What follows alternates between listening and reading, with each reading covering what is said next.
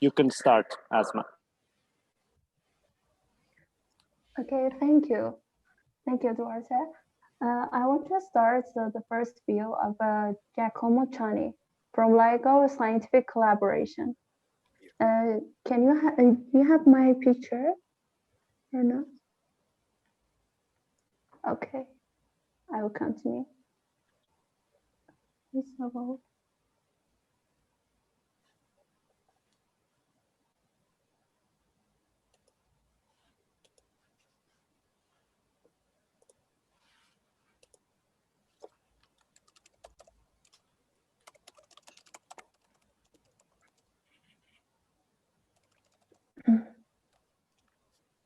okay.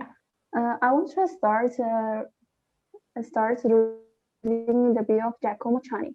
Giacomo Chani obtained his PhD in physics at the University of Toronto in 2008, contributing to the LISA Pathfinder space mission, the precursor to the LISA Gravitational Wave Observatory that will later demonstrate record free-fall performance at the level of femtometer per square hertz.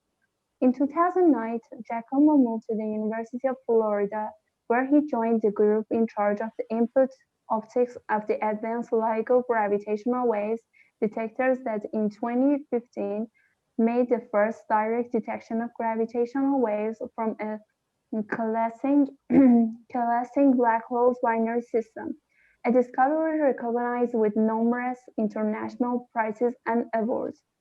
In 2017, Giacomo moved to the University of Padua, where he is now assistant professor, teaches a course on gravitational wave science, and as a member of the vertical collaboration, conducts research mainly related to laser and quantum optics to improve current and future gravitational wave detectors. Okay, Professor, you can start your presentation. Right. Actually, I think Isabel will start first. It's no okay. problem. I think you can read all bios. Asma, Yeah. I think you can read all bios first, so people know who we are, and then we will start our presentation. Yeah, I think it's a very good idea. Okay, I'm sorry. No problem. Isabel Cordero from Vertical Scientific Collaboration. About her, she has a degree in mathematics, doctorate in astrophysics, and currently professor in the Faculty of Mathematics at the University of Valencia, Spain.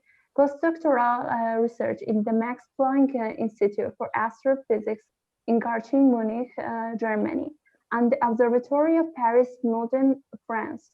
Member of the board of the Spanish Society of Gravitation and Relativity. Members of the Vertical Collaboration Chair of the Working Group Arts and Science of the International Group of Outreach in Gravity and Gravitational Waves. Science Communication Manager of the European Calls to Action G2Net about gravitational waves, geophysics, and machine learning. Her research lines are applied mathematics and astrophysics with a special interest in numerical methods for partial differential equations and gravitational waves. Okay, Professor, you can start. Do you prefer to read the bios of the other two participants, Nathan and Ricardo? Nathan Berkowitz, that's right? from South America Institute for Fundamental Research. Nathan Berkowitz is full professor at the Institute for Theoretical Physics at Sao Paulo State University and director of the ICTP South American Institute for Fundamental Research since its creation in 2011. His research is in superstring theory and supersymmetry, for which he was awarded the TWAS Physics Prize in 2009. Our last speaker is Ricardo Esturani from LIGO Scientific Collaboration, LSC. Ricardo Esturani is professor at the International Institute of Physics at the Federal University of Rio Grande do Norte, Natal, Brazil, and he is about to take a position at the Institute for Theoretical Physics of Sao Paulo State University. He has been a member of the LIGO-Virgo collaboration since 2008, and his main research topic is the modeling of the gravitational two-body problem, which is relevant for the detection of gravitational waves emitted by coalescing binaries.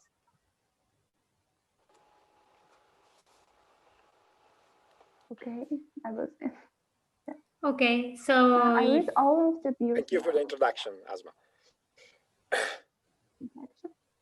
Okay, perfect. So I think I can start. I will try to be on time so everyone can use their time. I'm going to try to share my screen.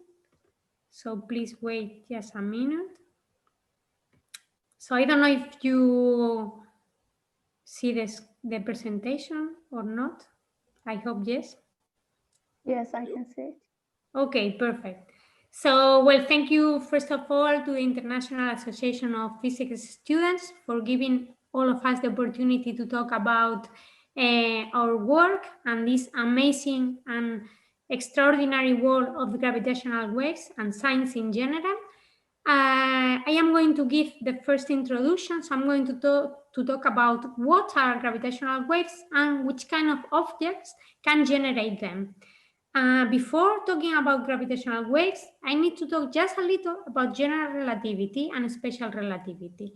So I'm going to start from a very basic level. So we all know that Pythagoras theorem can be used to measure distance in a plane. So you have this, the square of these sides is equal to the square of the hypotenusa.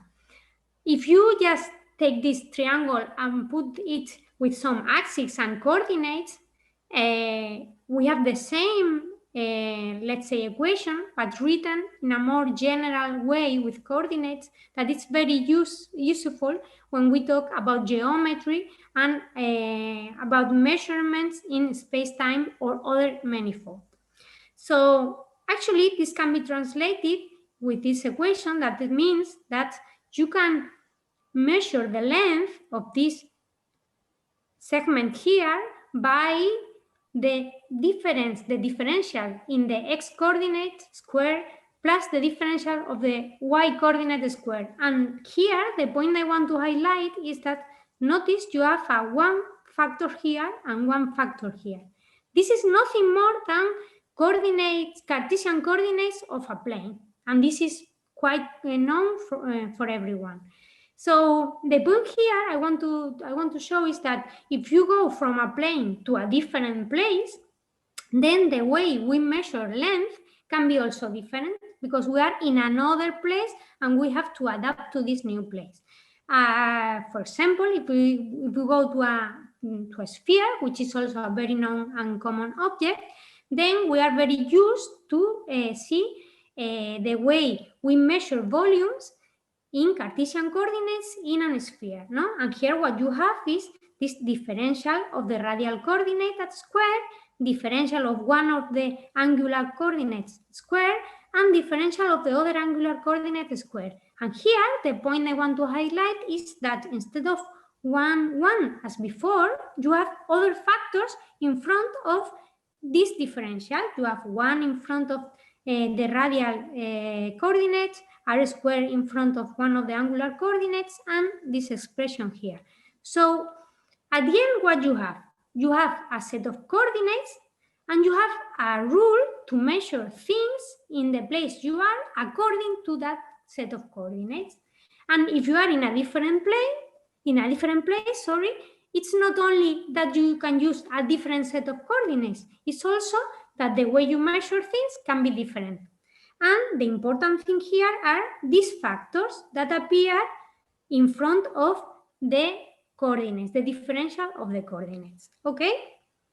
Okay, so basically, the point here is that, well, you have here a picture of what I am talking about.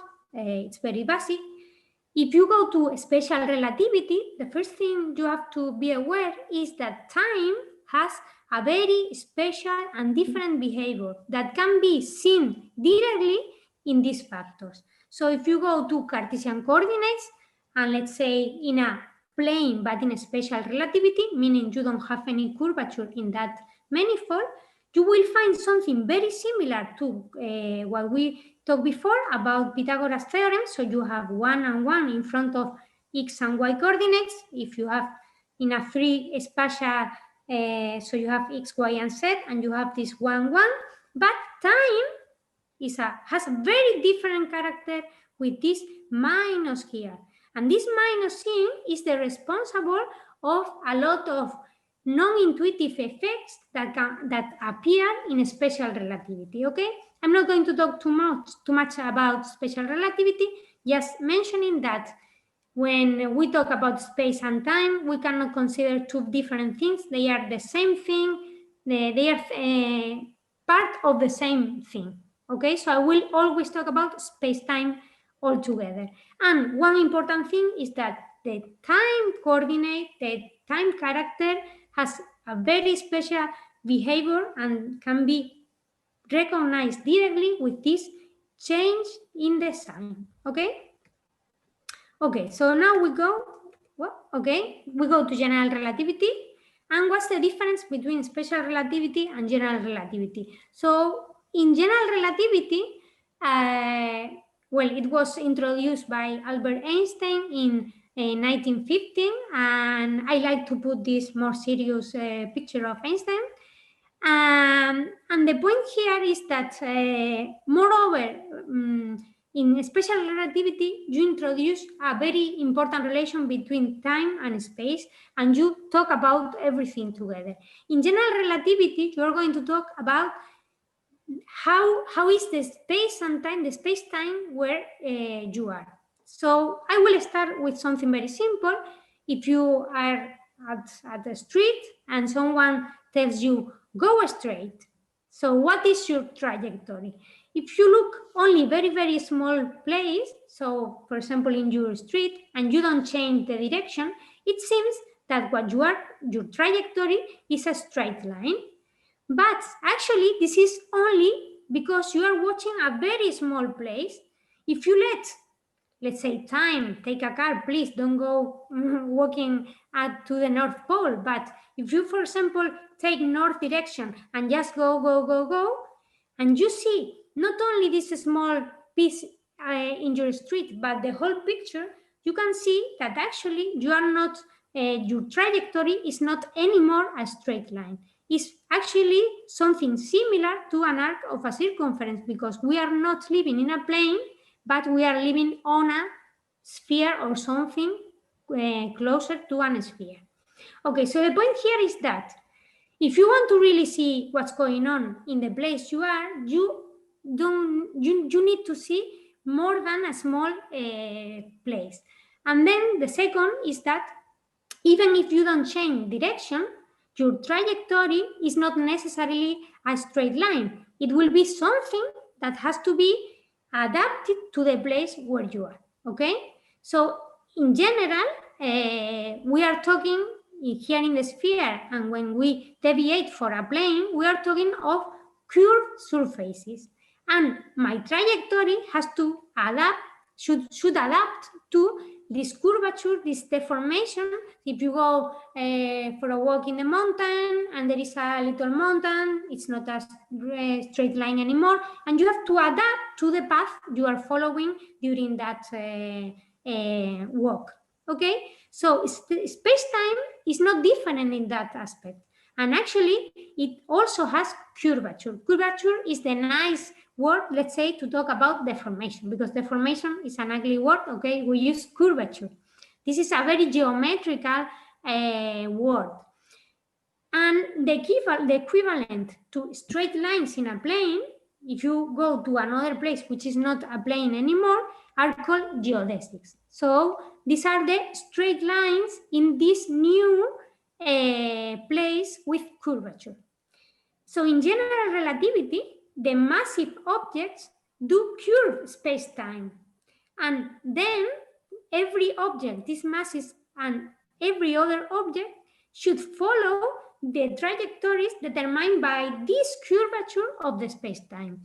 And this geometrical way of understanding space-time is how gravity is described in general relativity. Okay, so what are you doing when you are solving Einstein equations? Well, when you solve Einstein equations, you are just solving these green coefficients appearing in front of the differential of the coordinates.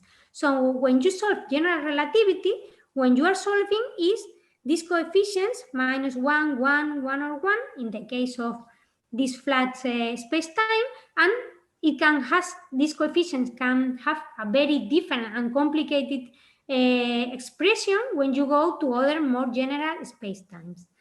But this is basically what you solve when you are solving Einstein equations. You solve these coefficients for a particular system of coordinates of the space-time you are considering.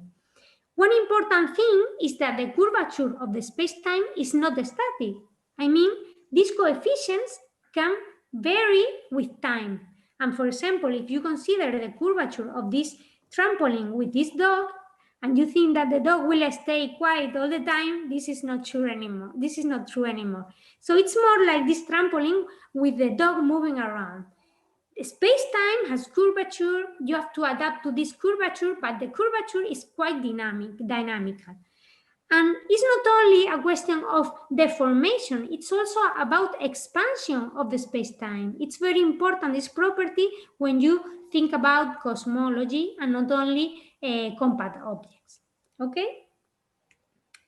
So, but what's important when you introduce a new theory in physics? And what are the important characteristics? Okay. First of all, when you introduce a new theory, you should recover the things that work well before. So general relativity can be a little anti-intuitive because when the velocities are small compared to speed of light in vacuum, it reduces basically to Newton's theory of gravity. So it means that you can still use Newton's theory of gravity for something that has small velocity in comparison with speed of light in vacuum. So it means it does not contradict the things that we understood before. Then the second point of a theory to be valid and to be, let's say, accepted by the scientific community is that you should explain some phenomena that were not completely understood previously. And here the most common example is the Mercury orbits around the sun, which slightly deviates from an ellipse. So if you go to Newton's theory of gravity and you solve equations of a planet orbiting around the sun, when you get the solution is an ellipse.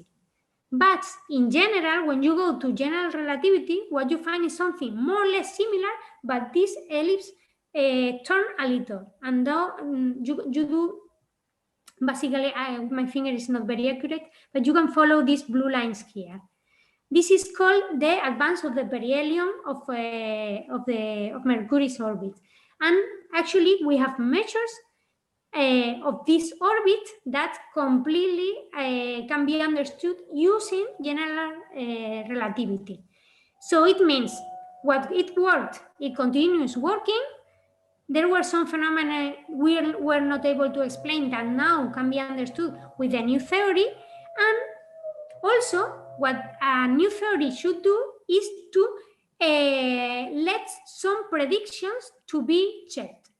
So in this case, what one of the also most common things was to check that the curvature of a massive object makes trajectories deviate from straight lines. And here you need a massive object. The closer massive object we have is the sun. And we are going to see how light from stars deviates. So you need night. And the perfect combination is a solar eclipse. So almost 100 years ago, a solar eclipse with observations in Brazil and Africa were used to check this prediction of trajectories, deviations of trajectories with massive objects that produce curvature of space-time. Okay, so these are the main points of a new theory, and general relativity is probably one of the most successful theories of history of physics. And solving Einstein equations is not an easy task. Although I have to say that only a few months later, Einstein proposed their equations, Schwarzschild was able to find a solution which now is very important because it describes black holes without rotation. But in general, if you don't impose symmetries like spherical symmetry or axisymmetry, or for example, if you don't include matter content, or you include matter content but in a very simple way, so there are analytical solutions of Einstein equations, but in most cases it's very complicated to solve these equations, and you need to properly write the equations in a way that can be solved with computers. So the development of computers and supercomputers have been very useful in solving Einstein equations for quite complex spacetimes, including spacetimes that will be the ones modeled in simulations that also radiate gravitational waves. Okay, so apart from all these points, general relativity had two surprises. There are two new actors that appears in the play. One actor is the black hole, and the second actor is the gravitational wave. So about black holes, I'm not going to talk too much, just to mention that a black hole is just a region of space-time whose escape velocity at its boundary is the speed of light. In the theory of general relativity, there is no possibility to go faster than this speed. So not even light can escape from this region. This is a black hole by definition. And there are a lot of things very important that are investigating right now about black holes. Okay, and now we go to the main point of this mini talk, which are the gravitational waves. So what are gravitational waves? Okay, in the same way we throw a stone to a lake and a perturbation is generated in the surface of this water, this perturbation propagates as a wave, we have a similar effect in general relativity. When you have masses that accelerates in a non-antisymmetric way, for example, these two hands orbiting one around each other, I am producing perturbations of space-time itself.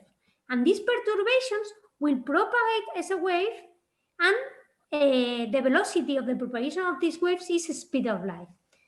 These effects are called gravitational waves. But don't worry too much, because the gravitational waves I'm generating with my hands are almost non-existent. The amplitude of these waves are so extremely weak that Einstein himself thought no technology would ever be able to measure the effect of this gravitational wave. Okay, so what happens when a gravitational wave passes? So imagine that a gravitational wave is coming from the webcam of my laptop through me, and I have this, more or less this shape, okay? What will happen is that distance in the plane perpendicular to the propagation of the gravitational wave will, the distance will vary, will change, and I will do something like this. In one direction, I will become shorter, and in the other direction, the perpendicular one, I will become larger. In this way, and in a little of imagination, if you put like in the diagonals, you will have the same effect. In one direction, you get larger, and the perpendicular direction, you get shorter. This is more or less tried to be illustrated with this gift. These two different ways that the things can be distorted are called polarizations. In general relativity, there are only two polarizations. If we discover a phenomena with more polarizations, it will be a signal that general relativity is not enough. But up to now, we have been only able to detect two different ways of distortion of this space-time. Okay, so in order to, let's say, generate gravitational waves able to be detected, we need the most powerful and violent events in the universe. For example, the merger of two black holes. And that after orbiting one around the other, they get closer and faster, and they produce, in this process, they produce gravitational waves with an amplitude enough to be detected. And I want to just say, after 100 years of theoretical, numerical, and very important technological developments, we were able to detect gravitational waves coming from, for example, this binary merger, the merger of this binary system. Just a comment, Giacomo will say much more about this point. The relative amplitude, I mean, the difference of this distance that has been distorted is around 10 to the minus 21. This means a difference of 100, between 100 and 1000, the size of a proton in an arm of a length of 3-4 kilometers. This is amazingly small, and I have to say thank you to all the people doing the technological part, because it's well, I don't believe that. I just go to the observatories and I get crazy because it's so critical, all the system and all the technology needed to measure this, that I really want to thank every person working in the observatories. Okay, and then just for finishing my part, which kind of objects can generate gravitational waves? Okay, I mentioned that you need to avoid axisymmetry. What does it mean? If you have a single black hole without rotation, which is usually called the Schwarzschild black hole, it has a very extreme curvature, but it does not produce gravitational waves because you have spherical symmetry. If you have a single rotating black hole, which is called the Kerr black hole, it also has an extreme curvature, and it possible have an extreme rotation, but it does not produce gravitational waves because you need to break this axisymmetry. So, for example, binary systems which do break the axisymmetry are a perfect target that produce gravitational waves. So we are talking about a merger of a black hole and a neutron star, a merger of two neutron stars, or even more exotic compact objects.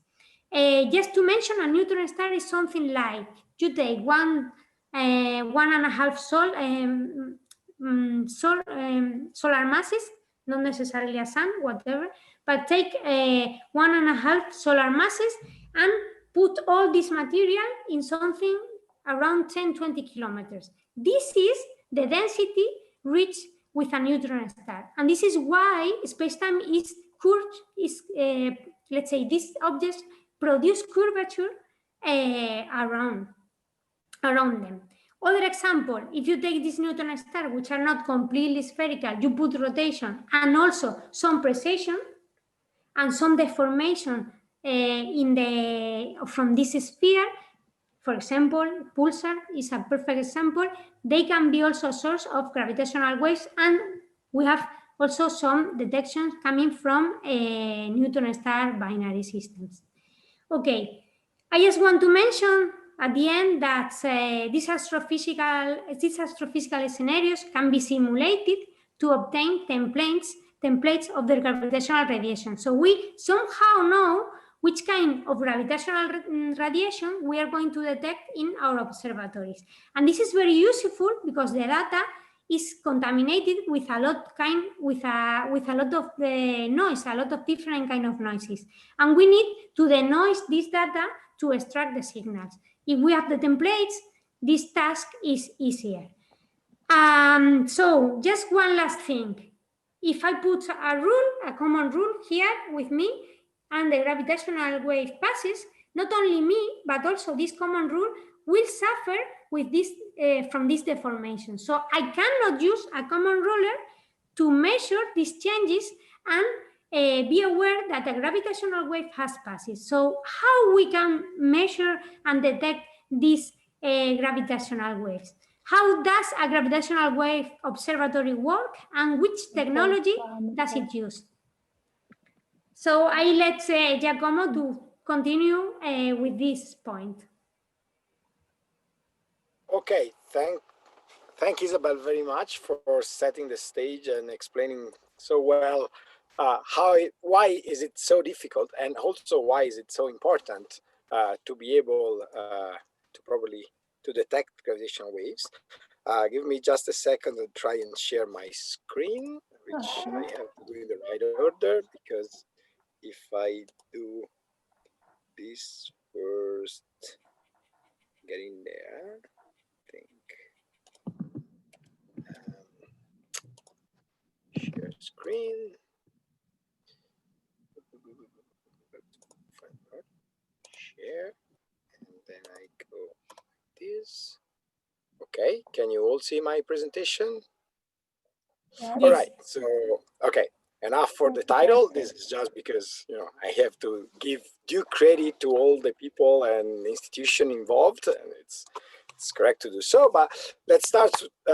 Let's resume what Isabel was saying, and you know, she nicely introduced gravitational waves, which are waves, and as such, as you know, they can come in a variety of wavelengths, right? Now these wavelengths, these different wavelengths, go really from and frequencies go from the kilohertz down to the nanohertz, so they cover a huge range of frequencies, and are associated with different sources. I'm not going to talk about all of them. Actually, I'm not going to talk in detail about any of them except binary coalescence, but you can see there are many. There are spinning neutron stars, there are supernova explosions, there are binaries formed by the supermassive black holes that we know are at the center of most of the galaxies. So there's a huge variety of sources, each one emitting in a different frequency band, and we have built or imagined, or we are building different instruments for each one of these frequency bands because they need different techniques. Now, the ones we're gonna talk about today are ground-based laser interferometers, the one here in the bottom right, which are sensitive in what we call the audio band. Now, we call it the audio band because it corresponds to the frequency of the audible signals, although, of course, gravitational waves are not air vibrations, so they're not sounds, but these instruments are sensitive more or less for waves that are between, let's say, 20, 30, 50 hertz and a few kilohertz, which is the same range of frequency that the human ear is able to hear. I will also briefly touch on these space detectors, in particular LISA, because it uses a similar detection principle, and it's coming, so it's interesting too. But let's start first with what was the first attempt, very briefly. So after Einstein published the theory of general relativity and then the paper in which he derived the gravitational waves, no one even attempted to build something to measure them for 50 years. In fact, for a big part of these 50 years, people weren't not even sure the gravitational waves were a thing. Some of them thought they were just an artifact of the theory, not a physical thing. And then in 1959, this very clever man, Joseph Weber, proposed to detect them not with interferometers, that is what we are using today, but with resonant bars. The concept is fairly simple. These are big chunk of material, a very high quality material, which will be distorted by the passage of a gravitational wave. Now, normally nothing special will happen because this distortion is extremely tiny. But if this distortion, which is periodic, at least for how long the gravitational wave lasts, matches the resonance of this piece of material, one of the resonances of this piece of material, like a bell, this will ring and keep ringing for a much longer time than the duration of the gravitational wave. And so you might be able to extract a signal that would appear to be too small just because you are able to integrate for a longer time, if you want to see it this way. Now, these things were built first in a very simple version by Weber himself, and then through the years they were refined. They became under vacuum, cryogenic, extremely nice piece of technology and science that at some point were cooled to a level in which the vibrational energy was just a few quanta. Okay, so this is quantum mechanics applied to a 3 tons piece of aluminum. And this, the theory of this is that can be described even in general relativity under some assumption in a very simple way. It's just a spring mass system which is excited by a Newtonian force which is equivalent to the gravitational wave signal. So it's a simple concept. The problem with this type of object was that exactly for their principle of operation, they were only sensitive to gravitational waves at the resonant frequency. So of all the possible gravitational waves that can be emitted, you could only detect the ones that were exactly at the frequency of resonance of these objects, which already limits a lot of your chances of detecting something. And also they didn't quite get to the level of sensitivity which we now know it's required to detect gravitational waves. Why do I say now no? Because for a long time, basically until first detection, it has been very uncertain how many objects, how big were out there to produce gravitational waves, and so how strong the gravitational waves coming to Earth would be. So until you detect them, you don't know how strong they are really, because you don't have a very strong estimate of how many black holes or neutron stars are out there, how far, how big they are, how often they merge. All these things were estimates with very big uncertainties. Now, let me stop for a second on this plot on the bottom right. I won't go into the details, but since you will see this more than once. So this plot is called the power spectral density. Now forget about the name that I just said. This is basically representing on the x-axis the frequency of the gravitational waves that you want to detect, and on the y-axis, in a weird system of units, because this is 1 over square root of Hertz. I bet not many of you have heard these units before. It represents the noise in your detector. So the higher the line, the more noisy your detector, and so the smaller the chances for you to detect the gravitational waves, because you will see a signal that already exists in your detector rather than seeing the gravitational wave. So for example, the blue line here tells me that around 885 and around 920 Hertz, this detector is very sensitive because its noise is very low. But then as I go out of this, mind you, this is a logarithmic scale on the vertical axis. So as I move away from these frequencies, already my noise increases a lot. And so my chance of detecting a gravitational wave among this noise goes down very fast. Okay, so every time you see a plot like this, you should look for where the line is low, and that's where your detector is sensitive and where are your chances of detecting gravitational waves. So after trying to build these things and actually building very successful one in a sense for many years, one of them was in Padova where I work now, although I didn't participate in that. People realized that we needed to work to something different, and in fact. Already Weber had proposed that we could use interferometers. Now, these are not interferometers for the gravitational waves, make no mistake. We are not making gravitational waves interfere. We are using a laser, and we are making the laser interfere, and then as the interference change, we try to see if it's the gravitational wave that makes this interference change. Now, I bet many of you already know how a Michelson interferometer works, but just to quickly walk you through, you have a laser. You shoot this laser towards a mirror that is semi-transparent, so 50% transparent. So your beam is split. Half of it goes up in this drawing, half of it goes to the right. and then it's reflected by a mirror, goes back towards the semi-transparent mirror again, and then it recombines.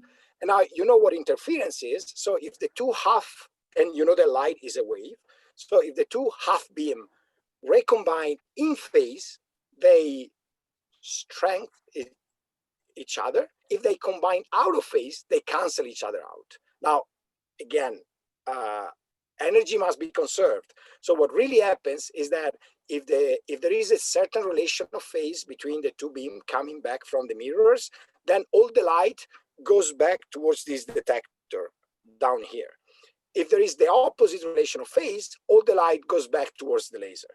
But if you're just looking out here, what you see is that for a certain tuning of these two arms, of these, the distance between the semi-transparent mirror and the mirrors is called arm. So there are two arms. If for a certain tuning, you have no light going towards the detector, for the opposite tuning, you have all the light going towards the detector. And if you keep changing the length of these two arms, you go, as you can see in the bottom left, you go all the way from maximum light to minimum light and then maximum again in a sinusoidal fashion. Now, what we do actually is that we tune our interferometers so that if there is no gravitational wave, we are very close. For the purpose of this talk, we can consider to be at the point in which there's no light going towards the detector. And then if a gravitational wave, so it's a very delicate condition. You cancel out the two beams exactly. If a gravitational wave comes, as you can see in this animation, the distance, the length of the two arms changes, and this precise condition gets broken, and a little bit of light goes through and reaches our detector. And actually does this following the distortion of the gravitational wave. So it oscillates the same way as the gravitational wave, at the same frequency as the gravitational waves, and also with the same amplitude, given a certain calibration of the gravitational waves. So why do these work better than bars? For many reasons, but some of the obvious ones is that, well, they're inherently differential. I mean, Isabel explained you that the gravitational waves does a differential effect in one direction and in the other, right? It squeezes on one direction while it enlarges the other, and vice versa. And an interferometer matches that quite well. They're broadband, so they don't rely on a very specific resonant frequency. And also, they can be scaled quite easily. The effect of a gravitational wave is a strain. So the absolute displacement of any test particle that you're observing depends on how far these particles are. And now making the two ends of a resonant bar very far away, like kilometers, requires making a bar that is a kilometer long, which is not easy at all. Shooting a laser beam kilometers away, it's a little easier. It's still hard, but it's a little easier than just making a kilometer long aluminum bar. So they work better. They're easier to scale. At the point that LISA, we talk about LISA, it's scaled by gigameters, so millions of kilometers. All right, so we built these things over the past 30 years, but not just one. We built a number of them. Here you can see an initial detector era map of the gravitational wave detectors that were built in the world. There are 4. So why, if it's so difficult, I mean, we have to build these kilometer scale things and spend a lot of money. Why did we build so many? Because even with such a detector, if we have one, you can never be sure that you're really seeing a gravitational wave, at least with the sensitivities we have now. Because your gravitational wave is not much stronger than the noise. Your light, your almost zero light, is always going to blink a little bit. And if you see a little bit more blinking, how can you be sure it's a gravitational wave and not, for example, a truck that drove on the highway 1 kilometer apart and hit a pothole and creates a vibration in the ground that then made your detector wobble a little bit and created that blinking? So the solution for this is coincidence. You try to see if you get the same signal in detectors that are far away in the world. And at that point, common noise sources to all of these are very improbable, while a gravitational wave that comes from space will hit all of them almost at the same time. There's still the speed of light, so you still have a delay, that depends on the direction the wave is coming from. For example, a wave that is coming from the right here will hit the Virgo detector first, and then the LIGO detectors later.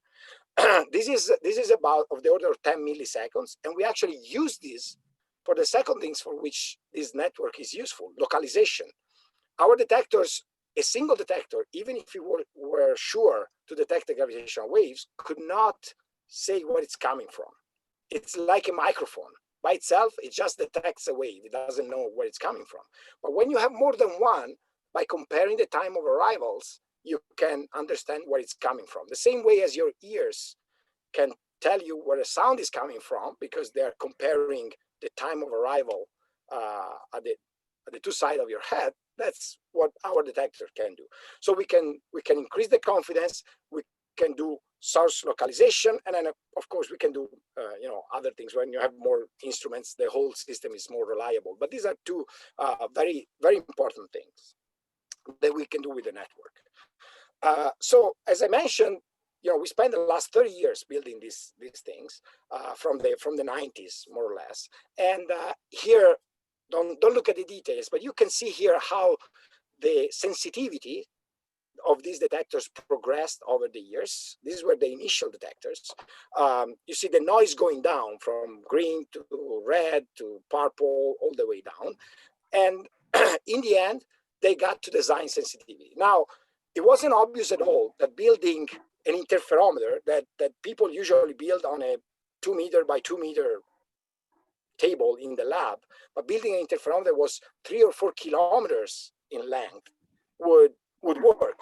We would know how to operate it.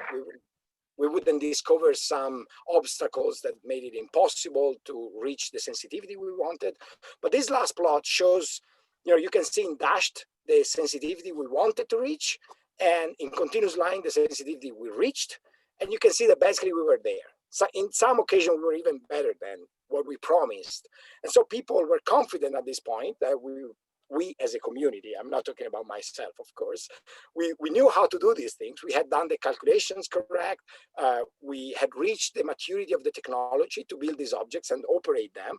Of course, we learned a lot in the process of building them. We didn't detect any gravitational waves with the first generation of these detectors that operated until 2010, more or less. We didn't detect any gravitational waves. We put that upper limit. We said, well, if we haven't seen anything with this sensitivity, then we can say something about how many gravitational waves are out there and how strong they are.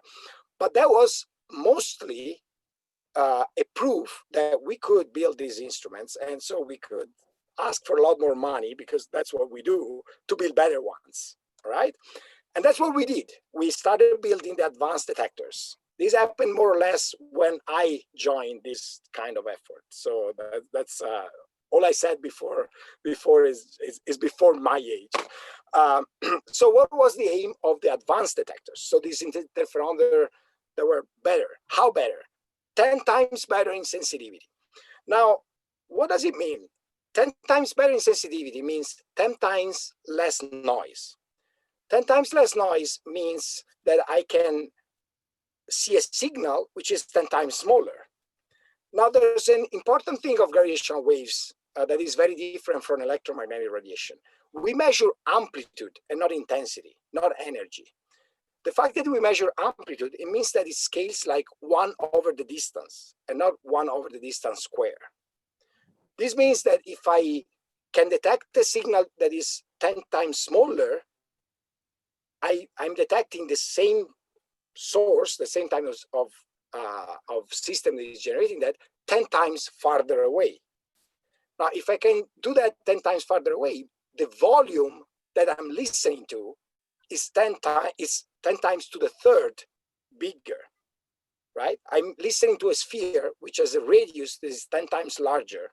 So I can get 1,000 times more detectable sources that I got with the initial detector. So by increasing the sensitivity by factor 10, I get a factor 1,000 more possible sources in my volume. And you see that this plot on the right, this picture on the right, just to give you if you have no familiarity with astrophysical distance or cosmological distances, like I don't, because I build lasers, I don't do other things. these little white dots that you see here are not stars, these are galaxies. And this scale that you see in the bottom right here, 100 million light years, this is 1,000 times the size of the Milky Way. So this is how far in the universe we can hope to listen to an event creating gravitational waves with advanced detectors. Okay, so it's a huge volume. It's really mind-blowing. So that's what we set out to do. And that's what we did. Now, of course, let's go back to the instruments now. These are not simple interferometers like I showed in the first slide. These are not just a laser, a beam splitter, and a couple of mirrors. These have a bunch of additional cavities. So let's start. You will recognize here the beam splitter. But the first big difference here is that your arms are not just an end mirror, a mirror at the end in the two directions, but there's another mirror here. These are cavities. Now you can see the effect of the cavities in many different ways, but basically what you do is that you let the photons bounce between these two mirrors over and over again before they go back to the beam splitter and interfere with each other, which means that you are making the photon fly for a longer time. So it's like if you build your detector even longer, because the time to reach a much farther mirror would be the one that they take to go back and forth in this cavity. Another way of seeing that is that since you're holding the photons there, you're just using a much higher effective power. So you build these instruments with these cavities. These mirrors here are very close to the beam splitter. These one are kilometers away. 3 kilometers for Virgo, 4 kilometers for LIGO. You shoot a huge amount of power in the instrument, but it's not enough. So you increase the power a little bit with this trick of the arm cavities, but it's still not enough. Now, I told you that we keep the instrument tuned in a way that all the light goes back to the laser. So we said, well, let's not let this light go to waste. Let's put another mirror here that takes this light that is going back towards the laser and send it back into the interferometer again. This is the meaning of this red line getting bigger and bigger. We start from a laser that is able to produce something like 100 watts, 100 to 100 watts, and we end up with 750 kilowatts, so order megawatts in the arm cavities. This is a huge amount of powers. And of course, to be able to deal with this huge amount of powers, you need very high quality materials that absorb very little power. They don't distort too much when they get heated by a little bit of absorption. And there are a lot of technical issues related to this, which of course I don't want to go inside. And then just as a representation of how complex this instrument is, you have other cavities, optical cavities that need to be controlled and aligned both at the input and at the output. So the topology, what we call the topology of these interferometers, it's quite complex. And all of these mirrors are all suspended because you can't afford vibrations from the ground. Those are many orders of magnitude higher than what you can tolerate. In fact, you want to measure something at the level of 10 to the minus 18 meters, and ground vibration are probably 9 or 10 order of magnitude higher than that, are at the level of the nanometer. So you need to isolate them through very complex system of suspension. And that's not the only thing that is fighting you. I mean, I don't have the time to go into the details of all that is represented in this slide, but you see that at every stage of your detector, there's something that is trying to move your mirrors and basically impair your ability of seeing gravitational waves. Because if your mirror moves because of something else, which is not the gravitational waves, you won't see the gravitational wave. And so the whole system is in vacuum, but the few molecules that are there keep colliding with the mirrors and also changing the index of refraction over the 3 kilometers. And so changing the path length of your light. There's a stray light, some light that bounces around and hits something that is vibrating a lot more than your mirrors and coming back. There's radiation pressure. The fact that you're sending your laser towards your mirror is pushing on the mirror. And if that push is not constant, if it's constant, it's okay because it's just an offset from its equilibrium position. But if it changes a little bit, then your mirror keeps moving, and that also doesn't work. And then there's seismic noise, of course. So it's really difficult. And to summarize all of it, there are two main difficulties in detecting gravitational waves. with such an instrument. One is measuring these extremely small displacements that the gravitational wave induces, because as Isabel said, they're extremely small. They're a small fraction of the size of a proton over a 3-kilometer length. It's quite incredible. Most people would, I mean, yeah, all people probably don't even understand clearly how you can define the position of a mirror, which is a macroscopic object. How can you define that position to the level of a thousandth of a proton? I mean, these protons are all over, the atoms are all over the place. How can you define? Of course, it's an average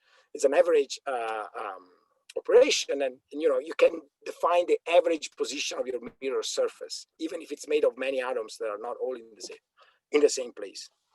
But the other aspect of that makes it very difficult is, even if you're able to measure this very small displacement, how are you going to keep your mirrors still so that only the gravitational waves are going to move them and nothing else? Not your random atom in the vacuum, not your truck driving on the highway, not your earthquake, and so on and so forth. So this is what we this is our challenge. And if you look again at another version of those sensitivity plot, here you see a design sensitivity. You see these curves are smooth because they're not measured, they're calculated. Basically, what happens is that towards low frequency, what is difficult is keeping the mirror still. At high frequency, keeping the mirror still, it's quite easy because nothing of your disturbance, none of your disturbances has enough strength to take these heavy mirrors, because they are 40 kilograms mirrors, and move them very fast, make them shake very fast. You need a lot of strength to make something heavy shake very fast. So at high frequency, mirrors tends to, because of inertia, they don't move much, but it's difficult to measure this tiny displacement. At low frequency, it's much easier to have your mirrors swing and move a lot. So, okay, this is just another scheme, just to show you on the right here, one of these very complex suspension system. This is a 10 meters high tower, which suspend this, what seems like a tiny mirror at the bottom, this round thing here. It's actually a 40 kilogram mirror, but that's what is needed to keep this isolated from the vibration of the ground at the level that we need. And you can see here, basically, you go from no isolation at very low frequency to something like 15 orders of magnitude isolation at 10 hertz and more. So it's quite incredible. And this is just a picture to impress you. These are the very expensive, very high quality mirrors that we use in these detectors, and they're now polished. Over the years, we refined the techniques together with the industry. They're now polished at a level that basically, if you imagine the ideal surface that you want these mirrors to have, the real one doesn't have more than one atom. So that the atoms are not more than one atomic radius out of position. Okay. So okay, with all this complex technological thing, we finally got to see gravitational waves. I'm going to talk about this very quickly because I think I took already enough time. But it's interesting. It's funny. I have to start with this because in 2014, actually, I was still part of the LIGO collaboration. Now I'm Virgo. I moved back to Italy and I'm Virgo. And I delivered a speech in which we hadn't finished build the detector yet. And I was saying, okay, this is the status. We think that next year around, you see here we have September 13, we would have our detectors complete and we would be listening to the universe, hoping to get a gravitational waves. Now what happened, this was in December 2009, this was in December 2014, referring to September of the following year. Now, on 14th of September of the following year, we got the first detection of gravitational waves. So not even the time of switching on the detector. That was really, really impressive. It was a very lucky detection because it was strong, it was clear, there was no doubt it was a detection, although we made 1,000 checks before announcing it to the world. And it was also a detection that was not only important because it was the first direct detection of gravitational waves, but it was coming from a system that people weren't expecting. So it was also astrophysically interesting. It was coming from the collision of two black holes of a size that people were not even sure existed. These were 30 solar masses black holes. So that was amazing. It was really lucky first because it was clear and it carried a lot of science with it. So it was great. Since then, we have demonstrated that these objects are not just detectors built to say, okay, now I've seen a gravitational waves, I'm happy. These are observatories like the telescopes. We keep accumulating detections, and with each detection, we learn something more. We learn more. So we already published a catalog of all the detection that we got during the first two observing runs. So going from 2015 and 2016, more or less. We got about 10, 11 detections there. We are accumulating more. Here you see, this is a plot not of detection, but of candidate detection. They need to be confirmed, but you can see that during the third observing period that just ended, we increased the rate of detection drastically. Now we have order 60 detection that possibly will be confirmed, candidates that possibly will be confirmed as detections. So our catalog, it's about to grow by a huge amount. So we're very happy about that. You can see that what we discovered. So here in blue and in dark orange, you see the system that were discovered using gravitational waves compared to the other ones that were discovered with electromagnetic observation. And you see that we are filling a lot of spaces. For example, all the upper part of this plot was completely non-populated by electromagnetic radiation. Now we are filling it with gravitational wave events. Also, and also we also observed neutron star mergers that are particularly interesting because you see an electromagnetic counterparts if you're lucky. We did for one of them. Okay, here I think I'm just leaving this for as a record, but some of these detections are just enhancing our understanding of the population of sources that are there, but some of them are more special. We did a first detection of a binary black hole with 3 detectors, and with 3 detectors we were able to say something about those polarization that Isabel was talking about. Are they really 2? Are there more polarization? For now, it seems like there are 2, so general relativity seems to be quite right. We did an amazing detection of a binary neutron star system, which we were able, our astronomer colleagues were able to identify with telescopes. So we saw the gravitational waves, we detected a gamma ray burst, and then telescopes identified the system, and we were able to observe it for months in the electromagnetic spectrum, uncovering a lot of science about the mechanism of what's going on there. Gold is made in this kind of event, just if you are interested. And then, there are other really interesting one that I don't think I have the time to go through. Some of them were announced quite recently, just at the beginning of the summer, with very asymmetric black holes. One of them is possibly a black hole neutron star collision.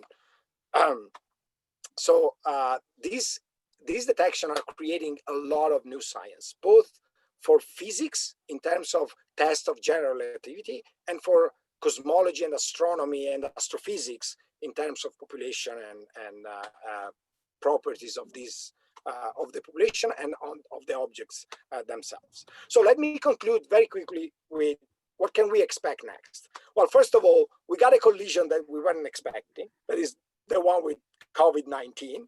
So the third observing run was cut short. That's okay, not by much, by about a month. Then we eventually decided just to conclude it, not resume it. And we are working towards upgrading the detectors for the fourth observing run.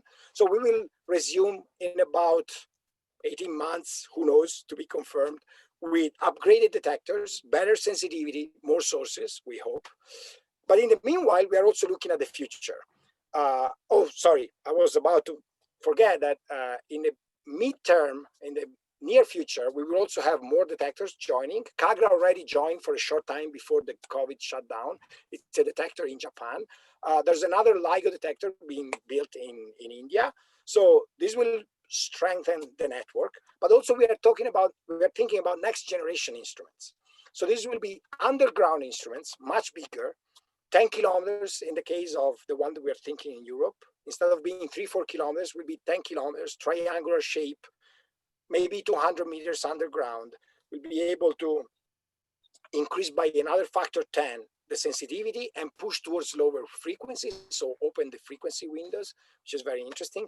A similar concept is being developed in US.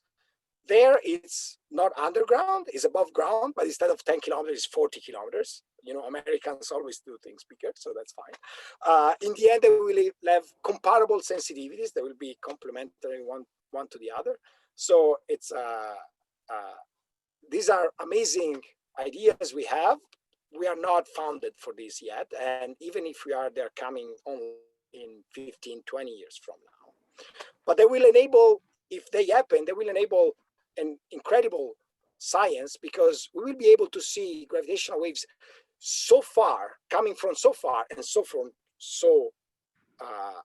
long in the past, that basically we can see beyond the limit in which the first stars formed. So we will basically be able to listen to the entire observable universe.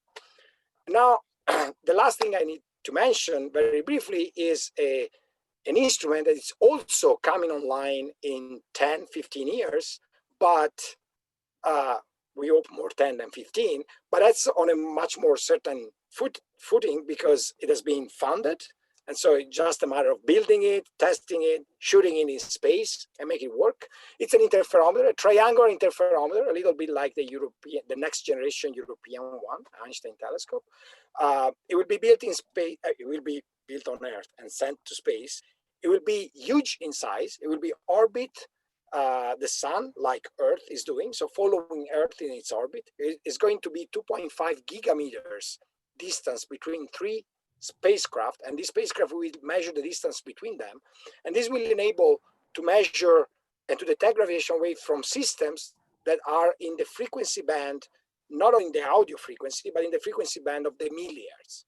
And that's interesting because there you don't see these events in which things collide, and I think Ricardo will explain this mechanism better, but what we've been observing right now is just the last moment of a collision of two objects. Here you will observe orbiting objects that will stay in orbit for a very long time, potentially for such a long time that you don't see any evolution during the observational time.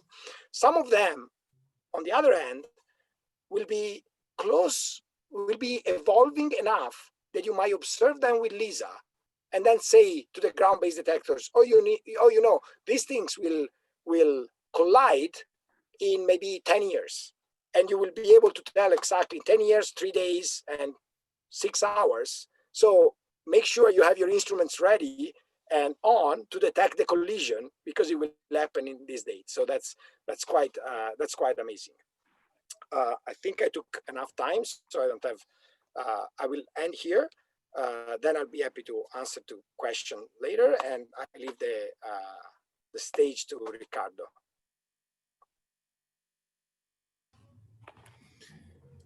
Hello. Thank you, Isabel and Giacomo, for the nice talks. So let me share. Okay, I'm now sharing my screen. I hope you can see. Can you see the full slide? Yes, we can see it. Yes, with the green rectangle on it, but that's with the green rectangle. Yes, I don't want the green rectangle. How do and also the chats and things like that. So maybe. That's not what I meant to. Sorry, because I meant to share just the window. Okay. Okay, now you should see it properly, right? Okay. Yes. I guess I can go.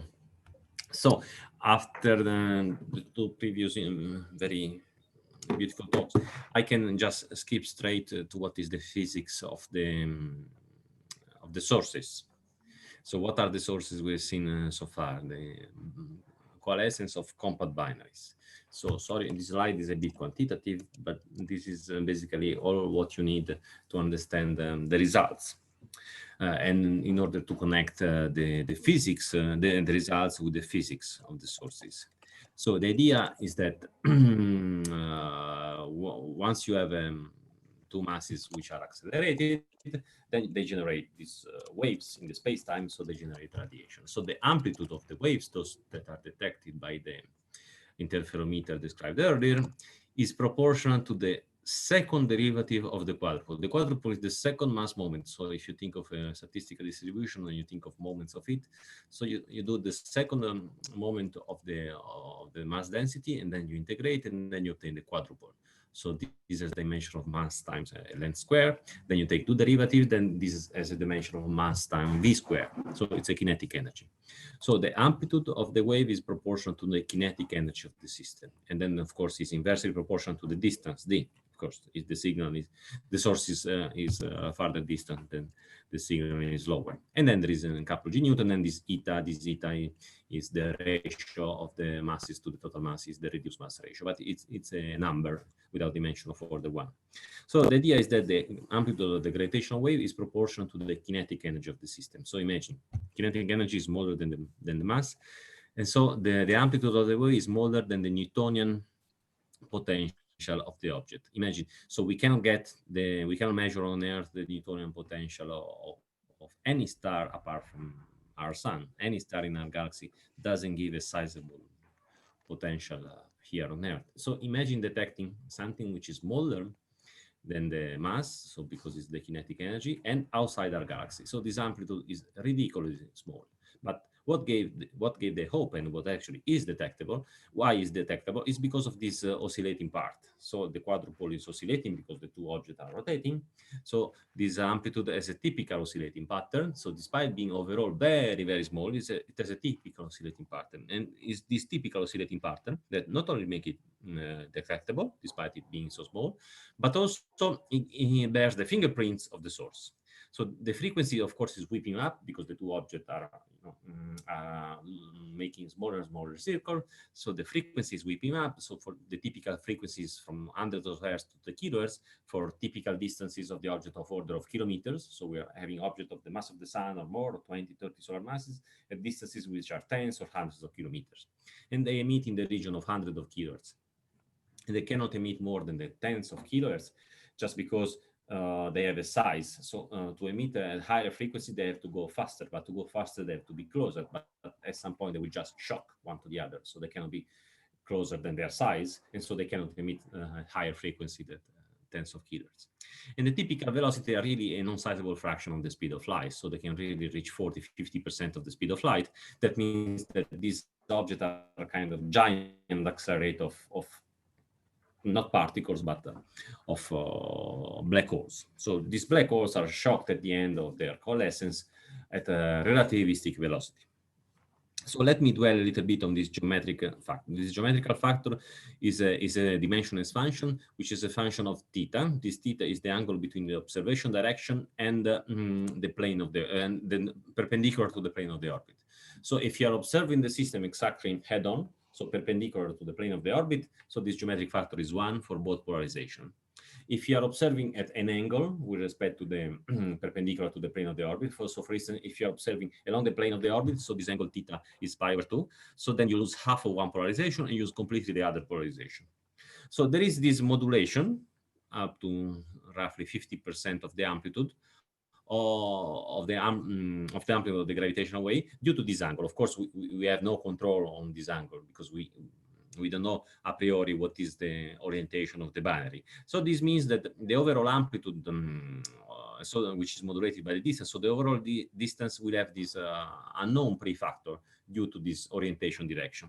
Whereas the mass, which also appears in the amplitude, well, we can estimate through the phase. So because of this typical oscillating pattern, so we can estimate the mass. So the mass enter into the typical oscillating pattern.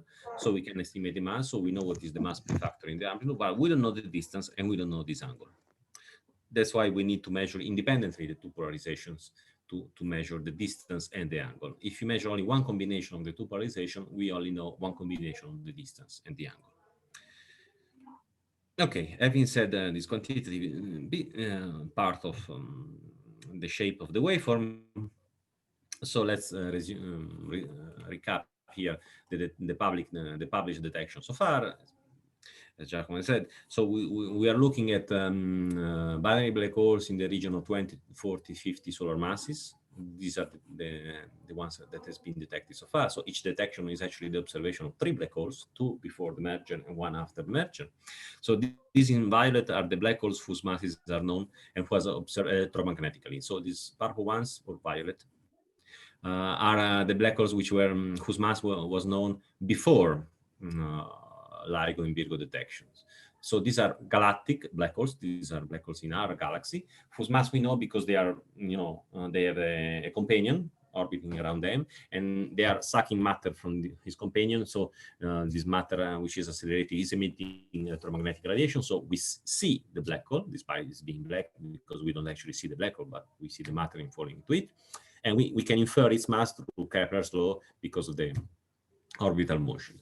So you see, we are looking at a slightly different population of black holes through this coalescing of through gravitational waves, rather than galactic black holes that we knew already. And let's skip the mass gap, I will tell you in a second. And these are the neutron stars of which we know the mass. So neutron stars are very common. In our galaxy, we see thousands of neutron stars, and we see only, the only ones we see are those that are pulsars. It means that they emit a light beam. This light beam is focused, so we only see the light beam when it passes through us. And if it's the spin of the neutron star is not oriented to us, we don't see them. So these thousands of neutron stars we see in our galaxy are just a small fraction of all the neutron stars we are there. And out of the neutron star we see, only a few of them we can infer the mass, just because if we see an isolated neutron star, how can we infer the mass? We can infer the mass of a neutron star only if it has a companion. And so to Kepler's law, we get the mass. So these are the 50-ish neutron star of our galaxy of which we know the masses. You see, they are all of them between 1 and 2 solar masses. And now we've seen at least one double neutron star merger, actually 2. But one double neutron star merger was spectacular because it was accompanied by electromagnetic radiation, and they completely fall in this ballpark of the mass of neutron stars. Then there is a mass gap. So this mass gap is mostly observational. So we know that neutron stars are in this range of masses between 1 and 2 solar masses. Black holes are above 5 solar masses. And between 2 and 5, there's no compact object. So the object needs to be compact because it needs to emit the frequency of LIGO, which is 100 Hz, say, roughly. And if it's not compact, then it's much bigger. So if it's much bigger, so it clashes to its companion much at a frequency which is much lower than 100 Hz. So we need the object to be compact. So to get to this high frequency, 100 Hz means 100 round per second. And this compact object, astrophysically, they are born through implosion of the star. When the star ends its fuel, then it cannot but implode. So if the progenitor star is a small mass, then it will end up in a neutron star. The neutron star is not stable beyond roughly 2 solar masses. So for more than 2 solar masses, you would expect all the thing collapse to a black hole. But the problem is that during this supernova explosion, there is also there is a real explosion. So you need enough gravity to counterbalance the explosion. And what happens for masses between 2 point something to 5, astrophysical collapse cannot happen just because of the explosion is too powerful and the mass cannot balance it. So we understand this mass gap. So it's very interesting if we see object in the mass gap, like we did. For instance, in this asymmetric binary system, the lighter object was around 2.6 solar masses, which is above the neutron stars we know about so far, but is right in the mass gap, at the edge of the mass gap, say. So this is really intriguing because it can show that neutron star can be very heavy, or maybe we saw something which is in the mass gap, which is very strange because then we don't understand its formation through astrophysical collapse. So you see, in astrophysics, there are a lot of open questions that the appearance of this new population of objects showed us. Okay, and this is, I just want to spend a couple of slides on the spectacular detection of 2017, 17 August 2017. So there was it was 9:41 in Brazil at that time. So there was a gravitational trigger accompanying actually The GRB trigger was announced to the public earlier, but immediately people realized that was a gravitational triggering coincidence, actually 1.7 seconds apart. The first optical image, of course, immediately once you see in coincidence gamma ray burst and the gravitational wave, you all want to look at that part of the sky. Unfortunately, it was daytime. For most of the observatory, they were able to point to that part of the sky. Of course, not all of Earth is looking at the same part of the sky. It was only the southern hemisphere that could look at there, and the observatories that actually pointed to the patch in the sky were in Chile. So it was, since it was 9:41 in Brazil, it was 8:41 in Chile. So they had to wait almost 11 hours for the sun to set and look at that patch of the sky. And actually, immediately an optical signal was seen there. So here you see the optical image of the galaxy and the transient, the kilonova. And here you see the same galaxy 3 weeks, almost 3 weeks before. Of course, there was no trace of the transient. So that was really a transient happening that day. And then the signal was accompanied by exactly all of the electromagnetic spectrum, X-rays, radio waves, until weeks afterwards. So, and this is another image made by an observatory with Brazilian participation of the galaxy and the transient, and this is the same image with the galaxy subtracted to see the transient more clearly. Okay, this is the summary that you can find of the confirmed detection of O1 and O2 that you can find in this website. The data are public, so anybody can download them and do their own analysis. And not only it's possible to do your own analysis, but somebody did. So somebody who is not in LIGO did their analysis and they confirmed LIGO detection. Plus, they found some more. This is not in contradiction in the sense that if you do a more aggressive estimation of the noise, if you take cuts a little bit differently, you can see, you can probably pull up out of the noise some more events. So this is broadly consistent with LIGO, the fact that there is another group analyzing the data and finding the same events of LIGO plus some more. And this is about the rate. So in this graph, I want to show you what is the expected and measured rate. So the blue bands are the expected rate made via astrophysical estimation. Astrophysics estimation said that we should expect a binary neutron star between 10 to the minus 5 and 10 to the minus 8 per megaparsec cube per year of this major event. Well, the distance between one galaxy and its neighbor is about 1 megaparsec. That means that in 1 megaparsec cube, on average in the universe, you see one galaxy. And so you expect this event to be between 10 to the minus 5 and 10 to the minus 8 per megaparsec cube per year. It means that you expect this event to be between 10 per million of year or 0.01 per million of year per galaxy. That means that unless you see many, many galaxies, at least millions of galaxies, you won't see an event in 1 year. And this is the measure rate. It's between 10, it's few 10 to the minus 6. So now we know that the rate of binary neutron star, because we see them, is about 1 per million year per galaxy. For neutron star black hole, we don't have any confirmed detection, so we have an upper bound which is roughly in the same ballpark. So we should have, they should be below few per million year per galaxy. And for binary black hole, it should be even less. If it should be 1/10 per million year per galaxy, or even less. Sorry, that was the prediction, and now we know that it's about that amount, 1/10 per million year per galaxy. But you see the blue band, the astrophysical prediction are very broad. They span at least 3 orders of magnitude. That means that we knew very, very little about the formation and how about these objects go to merger. And that also means another thing, that we have been lucky because nature has provided us okay, first, the astrophysical estimates were not wrong because the measured rates, they fall even in the top bar, but they fall in the astrophysical prediction. Second, the astrophysical prediction were very broad, they span 3 orders of magnitude. But that we really fell in the top part of the prediction. So if nature would not been so kind to us to give a high rate, then we would have not detected so far. But that means also that, I mean, you have to be, I mean, in this case, courage, braveness has been rewarded. And the gray band are the upper bound from the previous LIGO runs. But okay, this is, you see, there was a prediction. So the measure rate now fall within the prediction, but we fall in the most optimistic part of the prediction. Okay, and what about the future? In the future, so this is basically the horizon, how much of the coalescences in the universe we have seen in O2. We've seen a tiny little bit. So as we stretch the horizon, as we stretch the distance to which we can observe objects, we'll see really the bulk of the population of this merger that is expected to be around redshift 1, between 1 and 2. You see, this is redshift 1. Of course, we can see neutron star to a smaller distance than binary black hole, just because neutron stars are less massive, so they give a slightly weaker signal. But the neutron stars are expected to be more. You see, there are more yellow dots than white dots. But you see, we're really far from the bulk of the population of this merger. What we saw was really something at the edge, the tails of the population. Okay, so, but you know already from Giacomo's talks about future detector.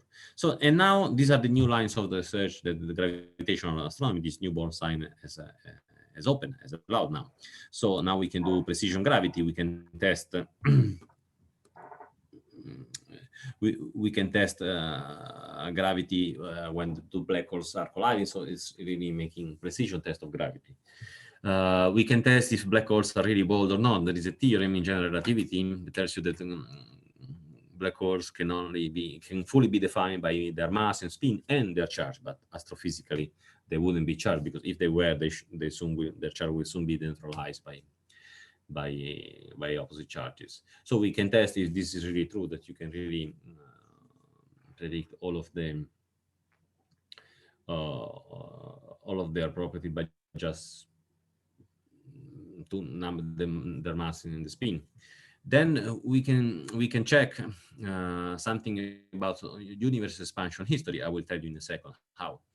You can check if there was something catastrophic, like a phase transition happening in the late universe, then would give rise to a signal, not like the ones we have detected, but a kind of signal which is stochastic, in the sense that it would come from all over the universe. We haven't not detected that yet, but if this phase transition were strong enough, then we could detect. Then we can to know all this population of black holes of 20, 50, 100 solar masses was completely unknown to us. Now we can measure it. So now we can start to understand how this binary system forms and how frequent they are. We can check, what is the fate of the massive star. So if we start populating, for instance, the mass gap, then we understand that the end of life of a massive star was not what we thought. Or maybe it is, because we don't see things in the mass gap. Well, we'll understand that in a few years. And one other important thing is to probe the interior of a neutron star. I will tell you in a second, because the neutron star is not like black hole. There's real matter, so the real matter will suffer what is called tidal deformation, like the sea tides. You know, the sea is closer to the moon than the rest of the Earth, so it's pulled up to the moon or pull away from the moon, depending on which side of the Earth. So these are the phenomenon known as tides. This happens also for neutron stars, and so by how fluffy is the neutron star, by how much it deforms during a coalescence, we can know what's the interior of the neutron star. So this is the unique probe to know what is the interior of the neutron star, and this is very important because the matter inside the neutron star reaches level of density that we can never attain in laboratories.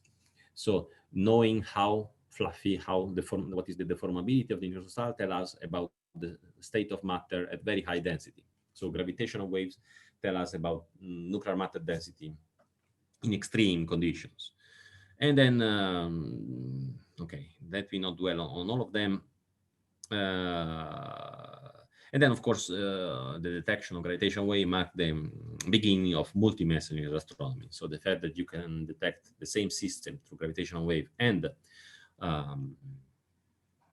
electromagnetic radiation can teach you a lot from two different windows what are the physical processes going on there. Even though the first multi-messenger observation was done many years ago to the sun. Of course, the sun is emitting electromagnetic radiation, but it's also emitting neutrinos. We see the solar neutrinos. So if you see multi-messenger astronomy, if you like, was not really born with gravitational wave, but of course, gravitational wave gives a much larger opportunity, just because neutrinos are very weakly interacting, so we can rarely see beyond our galaxy.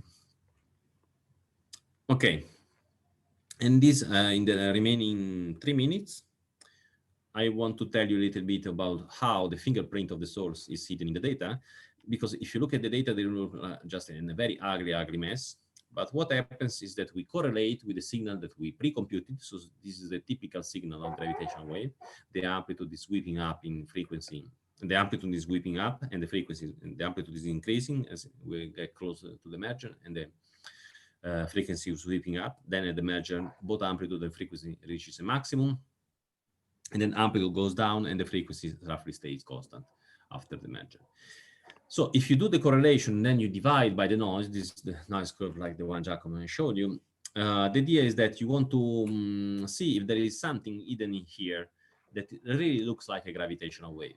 And this is much like what happens when you tune the radio to your favorite station. So if you don't tune the receiver, so if you're listening to whatever the radio is spitting out in whatever frequency band, you just hear noise. But then if you know beforehand what is the frequency your radio is broadcasting at, then you go to the frequency, and then the sound pops out clearly. So we do something similar, which is called match filtering. So we look for a specific pattern in our data. And even if this pattern is drowned in noise, but it's there, if it is there, then we can pull it up by just doing this correlation, by doing match filtering, which is just like tuning our radio to the broadcasting frequency. When we do that, this is a real data correlated with the real waveform template divided by the real noise, and look at what it happens. In general, if you just don't get the right position of the template, then the correlation gives you some random value. And then when you adjust the position of your waveform to the exact position where it was in the data, then the correlation blows up. And this shows that you are really correlating your waveform with a similar waveform that was hidden in the data. And this is the way we use to detect. So let me skip the following. So in order to do this, you need to have a very good understanding of what is the waveform that you produce. So there are different methods in literature. People studying the coalescing binary system through numerical relativity. So you simulate everything on the computer, or in post-Newtonian. So you do analytic computation where the expansion parameter is the velocity. So you have an exact description of the system when the relative velocity is very small, and you have a less and less accurate description when the two objects are merging, so the velocity gets very high. Or you can use perturbation theory, that is taking a very big object and a very small one and perturb around the background field of the very big object. So these are 3 approximation scheme. All of 3, you see, they are applicable in different ranges. So perturbation theory, for instance, when the mass ratio is very high; post-Newtonian theory, when the velocity is very small; numerical relativity, when both velocities, when velocity is high and the mass ratio is also is order 1. But they apply to different regions. But if you complement the 3 of them, you can build out that waveform that I showed here. Let me skip some slide. Okay, and these are waveforms that you can obtain. You see, qualitative by varying, by assuming general relativity, and by varying a little bit the masses and the spin of the black holes which are merging. So you see, qualitatively, they all look the same. So you have this oscillation. The oscillation are going up in amplitude, they are sweeping up in frequency, they reach a maximum, and after the maximum, they abruptly go to 0. So qualitatively, they all look the same, but quantitatively, they do not. Quantitatively, they do depend on the masses of the 2 objects, on the spin of the 2 objects. So by going and look this very careful correlation between the signal and your pre-computed template, your pre-computed waveform, you can infer what are the parameters. So you can infer the masses, the spin, the distance, and so on. So, and I want to conclude with one crucial observation. One crucial observation was done by the joint detection of gravitational waves and gamma ray bursts. So the gamma ray burst and optical counterpart allow us to place the system in a specific galaxy. So of that galaxy, it's very easy to measure the redshift with basically no error. And we know that the redshift is due to the fact that the galaxies are receding from us. And we know that at least at small distances, this this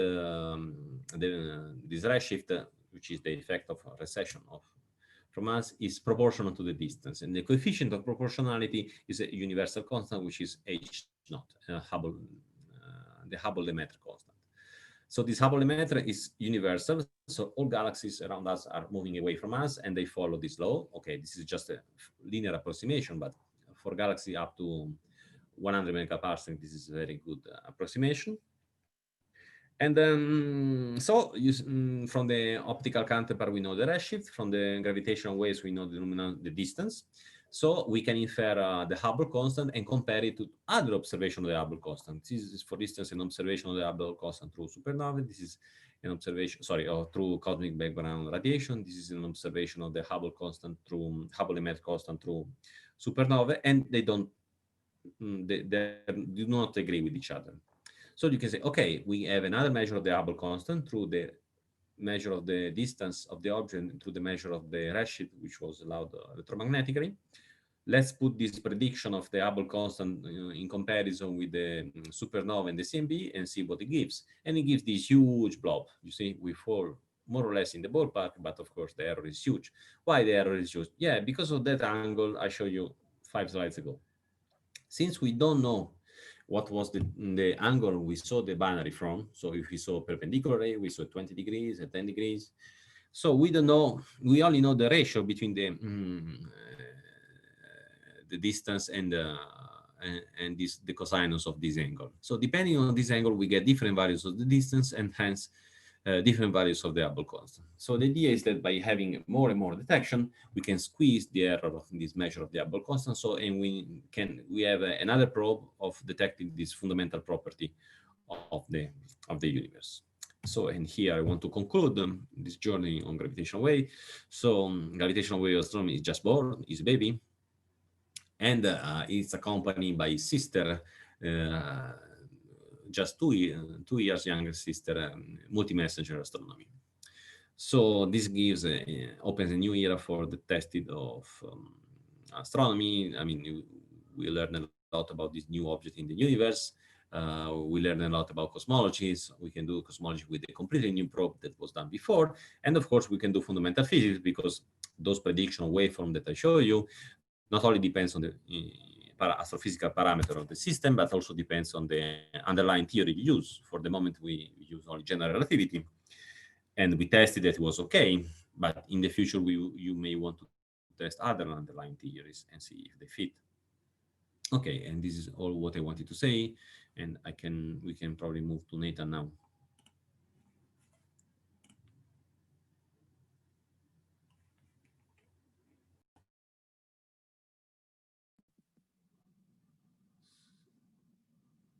Okay. What would you like to do now? Would you like to have questions, or do you want me to start with mine and have questions at the end?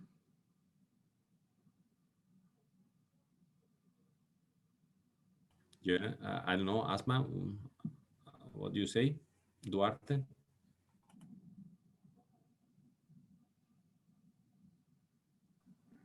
I think maybe you can move on for now. Okay. Yeah. Okay, so let me share screen.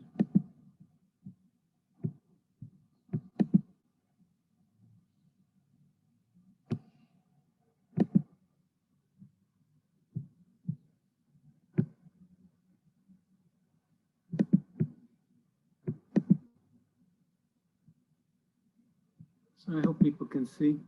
So I'm going to be talking about a center in Sao Paulo in Brazil. So it's called the ICTP, South American Institute for Fundamental Research. I think probably most people are familiar with the ICTP in Trieste. So ICTP in Trieste is an institute that was founded by Abdul Salam in more than 50 years ago. And it's a center for essentially for physicists in developing countries. They go to visit ICTP. And then the idea is they go back to their country instead of leaving. So the idea is to stop the brain drain. ICTP, 10 years ago, they had the idea of having regional centers. So in fact, that was an old idea of Abdul Salam, but with Fernando Quevedo, who was the director who took office, I think it was 2009. The idea was to start with Brazil and then expand to other countries. So, the idea of these centers, of course, to build theoretical physics institutes in developing countries. And of course, as there are many theoretical physics institutes in North America, Europe, and also in Asia and Japan, there are very few in South America. So South America has a few countries where physics is highly developed, such as Brazil, Argentina, and Chile. And the idea is to help other countries which are less developed, and of course also to help physics in Brazil, Argentina, and Chile. So there's special difficulties in South America, essentially because of bureaucracy, which maybe is less a problem in the US and Europe. But there are some institutes which have successfully, which have succeeded. So for example, one of the most famous mathematics institutes is IMPA, the Institute for Pure and Applied Mathematics in Rio de Janeiro. And the idea is to create an institute of that type in Sao Paulo in physics. So it turns out in Sao Paulo, there already existed a graduate school, which is even older than the ICTP in Trieste. So it was created in 1952, first as a private institution, and then it became part of the State University of Sao Paulo, or Sao Paulo State University, which is called UNESP. Also in Sao Paulo, we're fortunate to have the most stable funding agency in South America, which is called FAPES. So it's just for the state of Sao Paulo, but in some sense it's more secure funding than the national agency in Brazil. Of course, Sao Paulo is also the largest city in South America, and so it's a natural hub to start these regional institutes of ICTP in Sao Paulo. So since after the institute was started in Sao Paulo, now there are institutes in Chiapas in Mexico, also in China, in Beijing, in Africa, in Rwanda. So these institutes are expanding, but Sao Paulo was the first one. It started 10 years ago.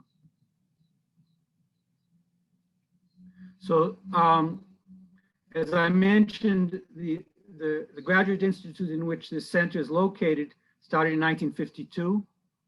Which was even before FAPESP and ICTP. ICTP started in 1964 and before the Sao Paulo State University. So it joined the Sao Paulo State University in 1976. So it started having we just have master's and PhD students. And then this center, as I mentioned, started 10 years ago. So in 2010, we had our first meetings. And we signed the MOU with ICTP in 2010, and we had the first meeting with our steering committee in 2011. So it's already been almost 10 years. And in fact, our 10th anniversary will be next year. So in this time, we've formed collaborations with many other centers, such as the Simons Foundation in New York,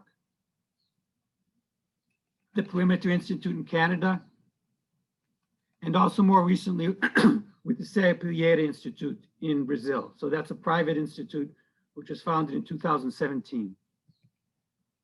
So as an effect of this new center, for example, our Sao Paulo State University was rated the #1 rising star in Latin America.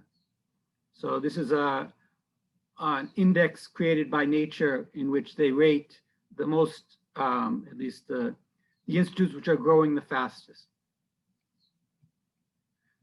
So our first council meeting was in 2010, as I mentioned. So Fernando Quevedo was the director, for people who know him from Trieste. Now the new director is Atish Dabulkar. And also for people who are familiar with string theory, Juan Maldacena is on our council. He's a very well-known Argentinian physicist. So our funding sources come from the Sao Paulo State University, UNESP. They provide our permanent positions and also our staff. FAPES provides money for all our activities. That's a Sao Paulo state funding agency. And Trieste pays for joint schools and workshops, and also for funding from visitors from other South American countries that come to our activities. So as I mentioned, we now have many other private institutions which are helping us. So the Perimeter Institute in Canada, I'll say a little more about that later. We have a joint faculty position with them, and we also have a joint master's program. With Simons Foundation, they provide 2 tenure track positions, so that's a private funding agency in New York. The Serpilliere Institute is a private funding agency now in Brazil, which just started, and they fund our outreach program, or more precisely, our coordinators of the outreach program. And we also have exchange agreements with various other institutions around the world. And of course, we also get funding from the federal institutions of CNPq and CAPES in Brazil. So our permanent faculty, we're part of the as I mentioned, IFT, which is the Institute for Theoretical Physics of UNESCO, which has a faculty of about 20 permanent members. So we have 5 of those members are part of our center. I work in string theory. Ricardo Sturani, you already met. He will start soon, and actually he was one of our first hires as a junior faculty or Simons faculty member. FAPES faculty member. So it's called a Young Investigator Researcher. Then he went to Natal, and now he's coming back to us this year. We also have Ricardo Martinez Garcia. He's a Spanish researcher in biological physics. Rogerio Rosenfeld works in cosmology and particle physics, and Pedro Vieira is a joint faculty member with Perimeter Institute who works on quantum field theory. So Pedro Vieira just won the New Horizons Prize as a young researcher. So we also have postdocs in various areas, and we of course have also short and long-term visitors.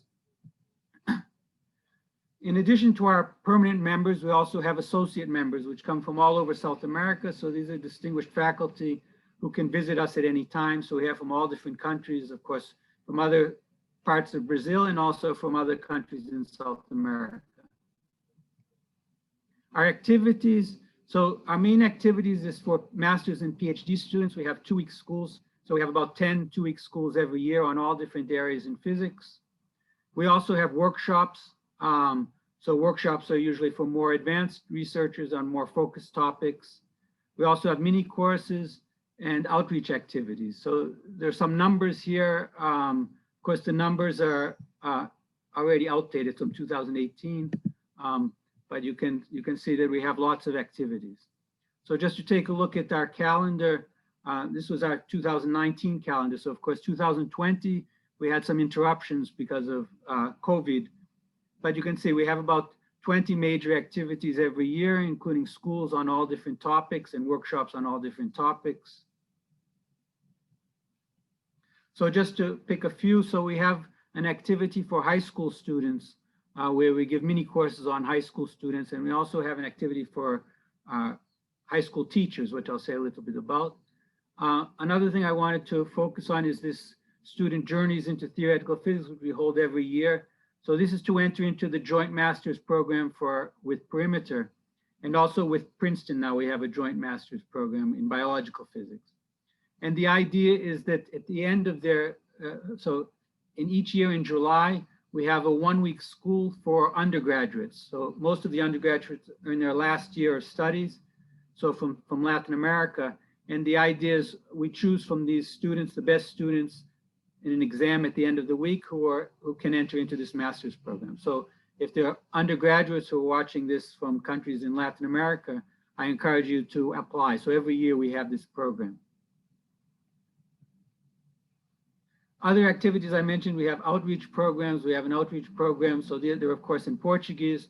We have a program with a museum in São Paulo discussing physics and art. We also have an outreach program in a bar.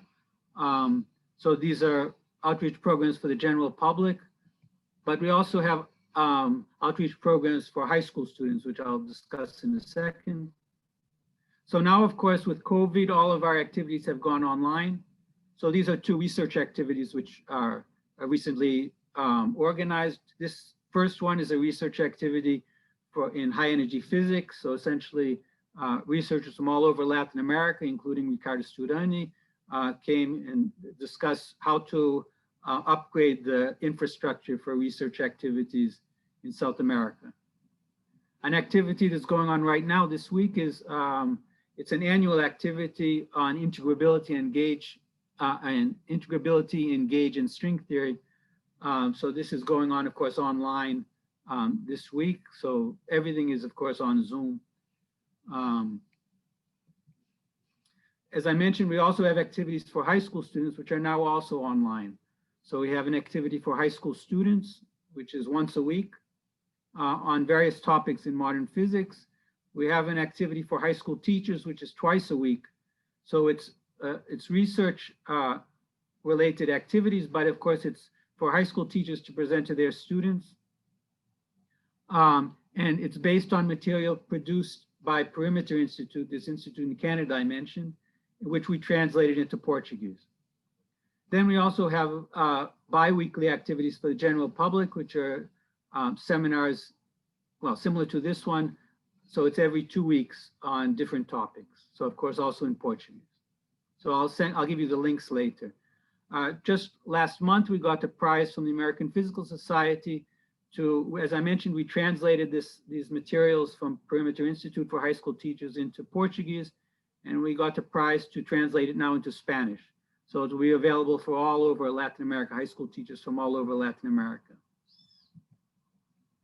So of course, next year we hope to go back to our regular schedule of activities. One activity, large scale activity we're organizing next year is the annual strings meeting. So in 2021, of course, if COVID is cured by then, we'll have it in June at our institute in Sao Paulo. So soon after that, just after that, we'll have our 10th anniversary. So these are activities where we will invite researchers from all over Latin America, and of course also researchers from others to try to build up activities, not just in Brazil, but also in Latin America. So this is our webpage, which has all our activities. The webpage address is ictp-safer.org, so you can see what's going on. We also, of course, have Facebook, Instagram, Twitter. We also have a webpage for outreach, so you can keep track of all of our activities. And you can send email, of course, either to our secretary, or if you want to get involved in our high school activities, to Ensino Médio. Okay, so that's what I wanted to say about our institute. And I guess hopefully we'll have time for questions about gravitational waves and also about our institute. So I'll pass back to the chairman.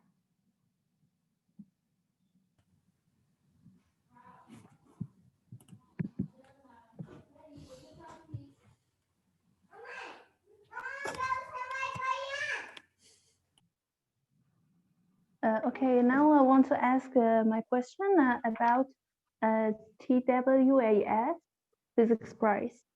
Yes, you get it. You ever in 2009. Is that right? Yes. So I can tell you. So TWAS is. And I will. Go ahead. Yes. I want to know about it. I heard about it, but I don't have any information about it. Can you explain what is it? Yes. So the World Academy of Science is TWAS. So it's an organization, I think it was formed soon after ICTP.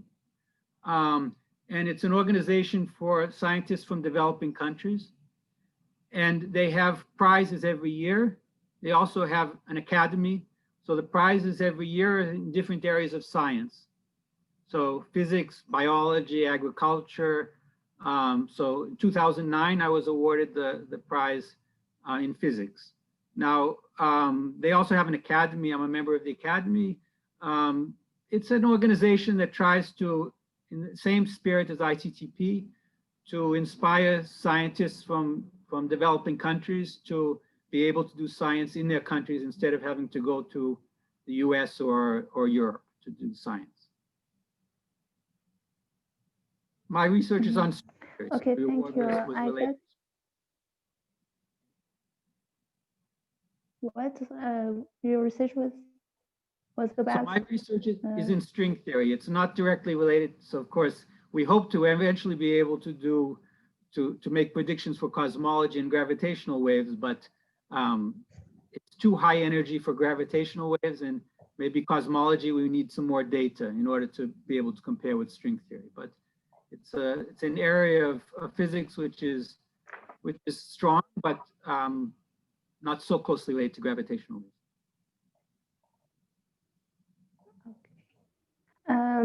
I heard the voice.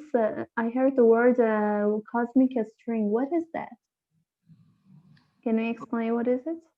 Yes, so cosmic strings are, so there are different kinds of cosmic strings, but if in the beginning of the Big Bang, there were some topological structures. So there are different models of cosmology, but in some models of cosmology where you have gauge theory, so it's not just gravity, you also need gauge theory. So some types of gauge theory, you can have objects which are stable because they're topological. So sometimes they're called solitons. And some types of gauge theories have point-like topological objects. Some type of gauge theories have string-like topological objects.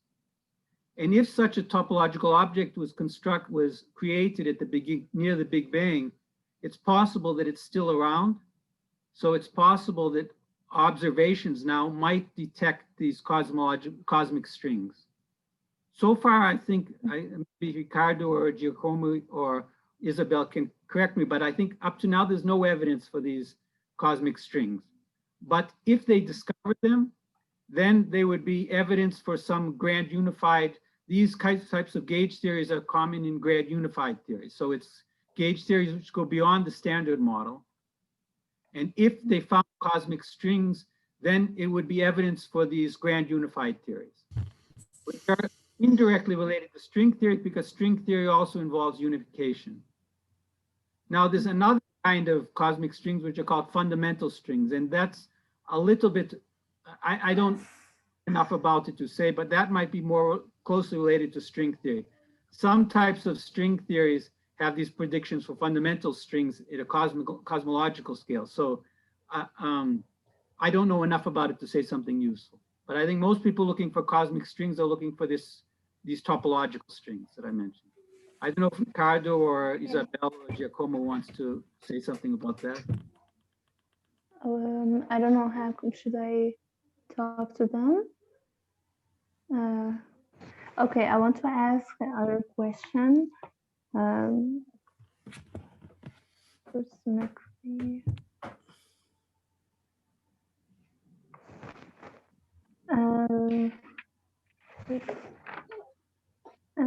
I have a lot of questions, but should I ask from all of you or just you? Well, you can just ask, and then the one of us who feel like will answer. Okay. First of all, there is an other way to detect gravitational waves. I mean, instead of interferometer.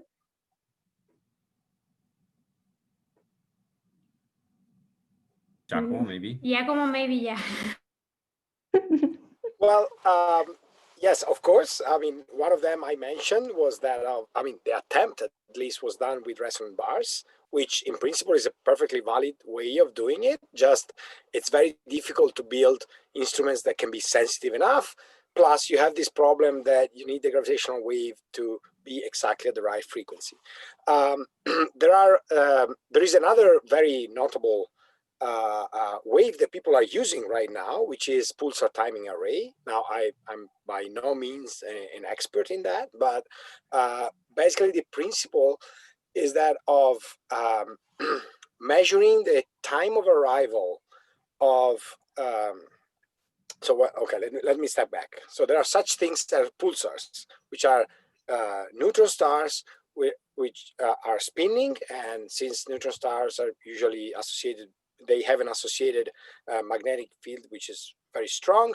They emit radio waves in a beam fashion. So if you are lucky enough that the beam points towards Earth as the neutron star is spinning, you get flashes of radio waves. Now, these flashes of radio waves are a measurement of how your neutron star is spinning. And now there is a huge variety of effects that can. So the assumption is that neutron star, because it's a very compact object and very massive, there's a very high moment of inertia, is a very stable rotator. So it's a very good clock in a sense, right? It rotates at a very very stable rate. However, the time of arrival of these pulses can be modulated by a number of effects. Some of them are related to the orbital motion of the Earth in the solar system. Some of them are related to what happens in the space in between you and the pulsar. Now, one of these things that can happen in the space between you and the pulsar is that there is a gravitational wave passing by, which stretches space-time and changing the time of travel of these radio waves to you.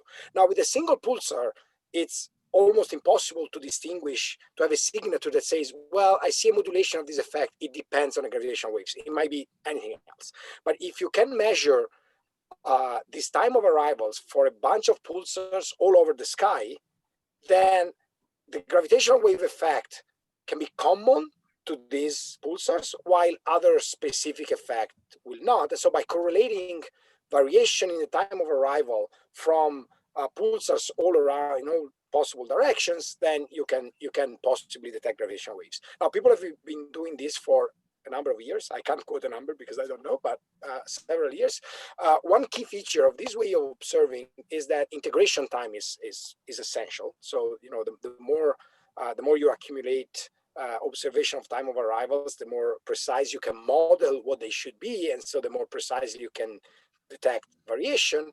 And so far, detection of I should add that this way of detecting gravitational wave is suitable for very low frequency gravitational waves because it involves huge distances, so huge wavelengths. Things like 10 to the minus 6, 10 to the minus 9 Hertz, things like that. And that's more or less the range. And people have been doing it for a number of years, and they're lowering the limit, their sensitivity, they're increasing their sensitivity, but detection has eluded them so far. Also a little bit against what were some predictions. You know, now for a few years, people were convinced that, okay, we are right around the corner to detect something, but not yet. It's also, I should also add that it's more suitable for detecting backgrounds for okay, this maybe gets more complicated, but more than detecting a single event, this technique has more chances of detecting a background which is created by the bunch of events, since, you know, there's so many systems emitting at that frequency that it's a little bit hopeless to distinguish them one from the other because they're very, very close in frequency. So you can't really distinguish them. They create a background noise unless there is some exceptional one. And so what pulsar timing array is aiming at mainly is detecting this background. But we don't know, based on, you know, those astrophysical prediction that Ricardo was mentioning, the error bars on this prediction are quite big. So we don't know exactly where this level might be, but that's another way of doing it. And then maybe you heard about, you know, looking for gravitational wave signature in the cosmic microwave background, but that's even polarization, but that's even farther from my area of expertise. So I won't comment further on that. Okay, thank you. And my next question is, what if a great or huge gravitational waves pass through us? What would happen to our maybe body, our Earth? So maybe I can say something. I basically try to do that in a very exaggerated way. So the most powerful events that generated gravitational wave distorted 3 kilometers plus minus a part of the size of a proton, which means you will notice anything, basically. It's so extremely weak. You need the most violent, let's say the most powerful and violent events in the universe to just distort it slightly space-time. So you will not explode, no problem with your blood or your body. I say that in my talks. It's a very small distortion, and it can be viewed like when you are in the sea and a wave comes. What happens? Your position with respect to the deep of the sea changes. It makes a little higher, smaller, and stabilize.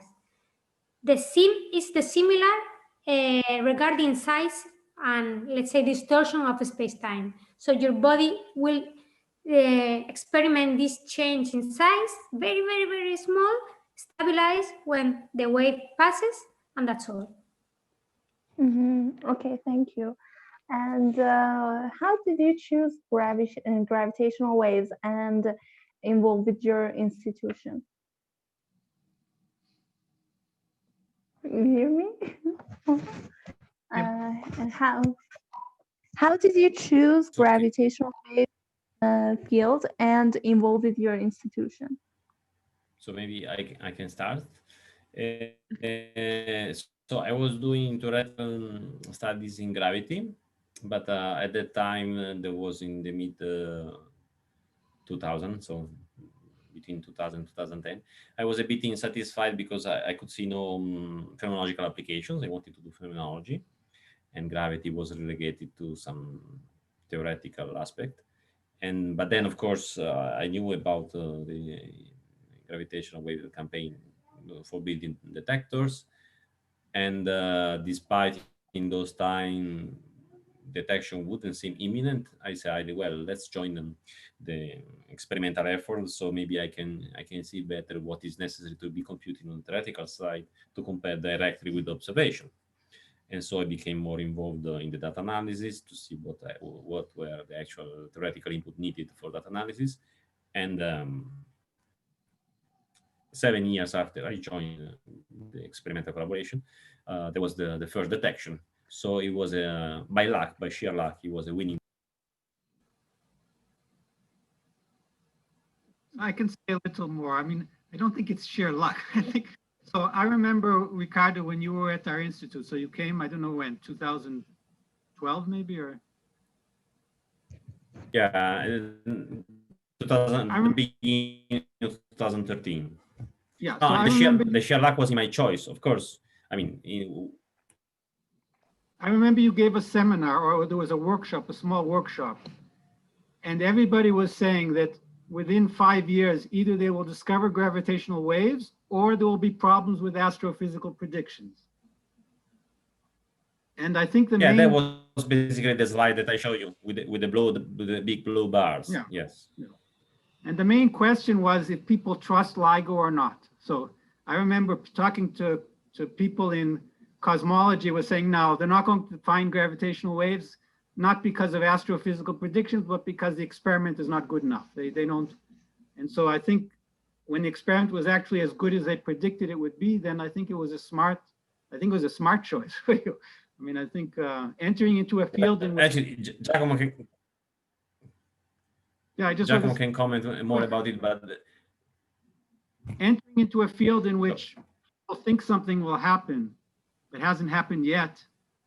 I mean, that's a great future for physicists, for young physicists. I think it's something you should look for. Instead of trying to do what everybody is doing, you should do what people think might happen in the future. So go ahead.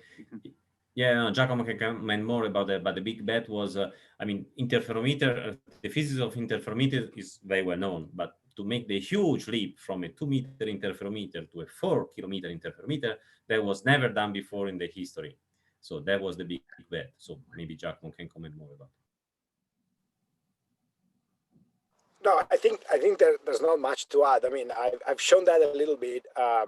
I think something that I didn't have time to say is that the first generation of interferometer that I showed briefly, it was, some people, particularly critic of the field, said, oh, you see, they're not seeing anything. But who was really in the field never believed that it could have happened, but never believed that those interferometers were to detect gravitational waves. Those were to show that we had the physics and the technology in hand to build the advanced detector that eventually did the discovery. So that was the big leap, to build the initial one and show that we got to design sensitivity. We think we can do this, and we did. And then now give us the opportunity, which, sorry, but means the money, to build the instruments that do really have the sensitivity to almost certainly detect gravitational waves. And that's what happened. If I can, just since I'm talking, I will be very brief in answering the question myself. I didn't choose gravitational waves. I discovered them later. What I did is that when I were to choose where to do my PhD, I found this group that was working on a spacecraft that was cool. I'm an experimentalist. They were doing hard stuff, very difficult measurement related to a spacecraft. It was cool to do. That's, from my point of view, he had nothing. I didn't even know what gravitational waves were. And in fact, I talked with a professor of mine that knew what it was, and he told me, look, you're gonna deal with things like 1/√of Earth. It's something I've never heard of. And I said, okay, well, I'll do. But for me, was at the beginning was a very technological, experimental physics challenge to do, metrology challenge, if you want, to make very difficult measurements. And then obviously I entered this field with Lisa first, and then I discovered all the rest, all the the astrophysics and the general relativity. I must confess that I never took a course on general relativity myself, because it wasn't my path. And then obviously later, now I'm teaching a little bit of general relativity in my class, but that came later. So for me, it wasn't a choice. It was something that I discovered as I went. Yeah, if I may say something, I would say I come from mathematics, and I love to use mathematics in other fields. So for me, it was so challenging to solve Einstein equations, and actually there were problems in the simulations because of how you write the equations and how you solve them. And then let's say gravitational wave scenarios with radiation of gravitational waves are very challenging. And for me, that was the way to enter in the field. And then I love the fact that you really need a lot of different skills in this collaboration. So you see it's coming from development of supercomputers, mathematics, physics, theoretical and experimental, and you need everything. And I love learning every day from my colleagues. And this is the way I started. And also I just wanted to mention about the detections. There were some indirect proofs that gravitational waves should exist, but we had no direct measurement of them. So I completely agree with Giacomo that be able to build the interferometer of such size was amazing. And the theoretical part were telling us you are very close to detect something. And it was amazing. It came even before starting the scientific mode of observation. No? And then it's not only LIGO, sorry, but we are more people. It's LIGO, it's Virgo, it's Cagra. Resonance bar, even if they don't detect something, the path does not start in the detection. It starts in the very beginning, and every step is important to understand what's going on. And the future, it's amazing. Okay, that's awesome. And the next question is, what advice would you give to physics students for studying gravitational waves, and what should they explore?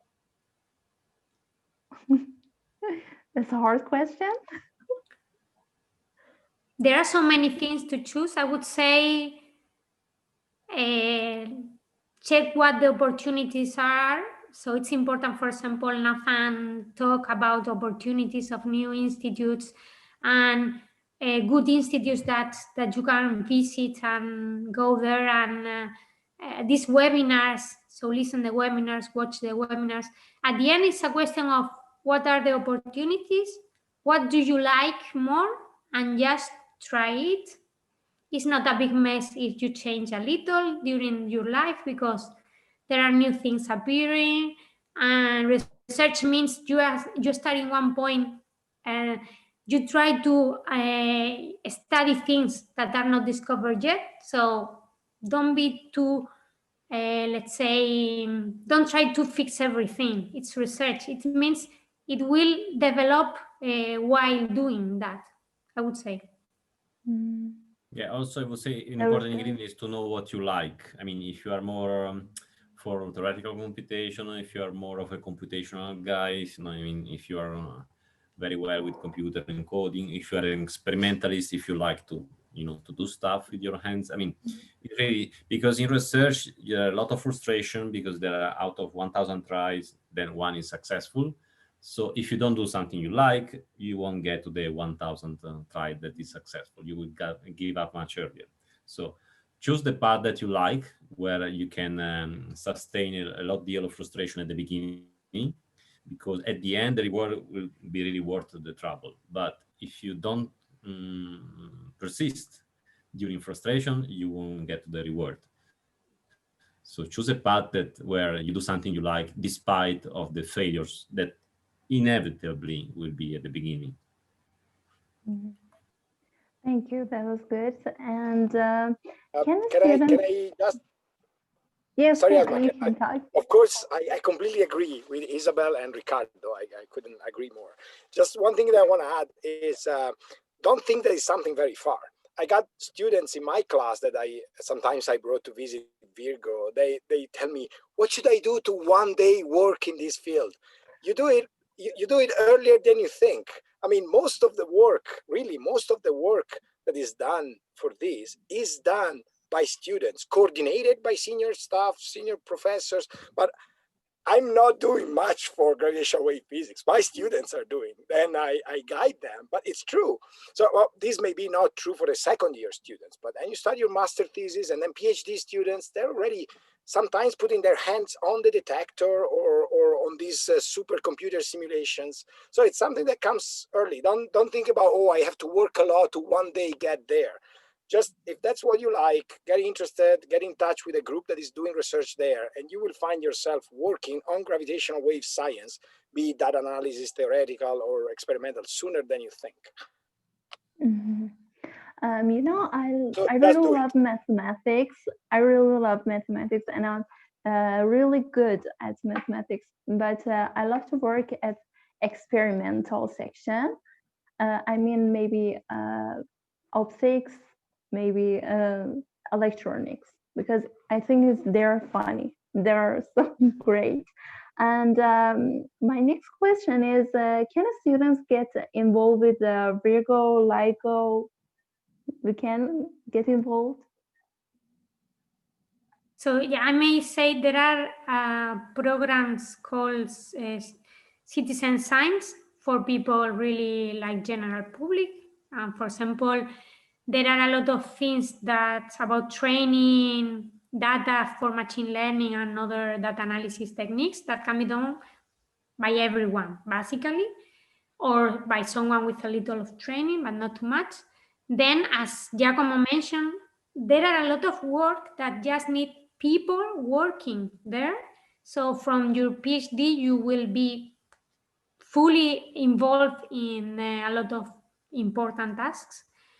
So you have really all the levels and you can get involved. Thank you. So there's a hope for us. LIGO has projects also for high school students and teachers. I know that they have outreach programs. In fact, we translated some of their material into Portuguese. So that's also, if you're a high school student, you might want to try to look at their webpage. Yeah, but I mean, for a PhD student or a master student, the best way is to find the closest LIGO or Virgo or Kaga group to his university. I mean, there are LIGO, Virgo, Kaga group basically in all of North America, Europe. There are two in South America. There are many in the Eastern Asia. So basically in Australia, of course. So if you are from university in a, say, more developed country, you should be able to find a university with a LIGO, Virgo, or Kaga group reasonably near to you. Okay, I get it. Thank you. And I should search for other.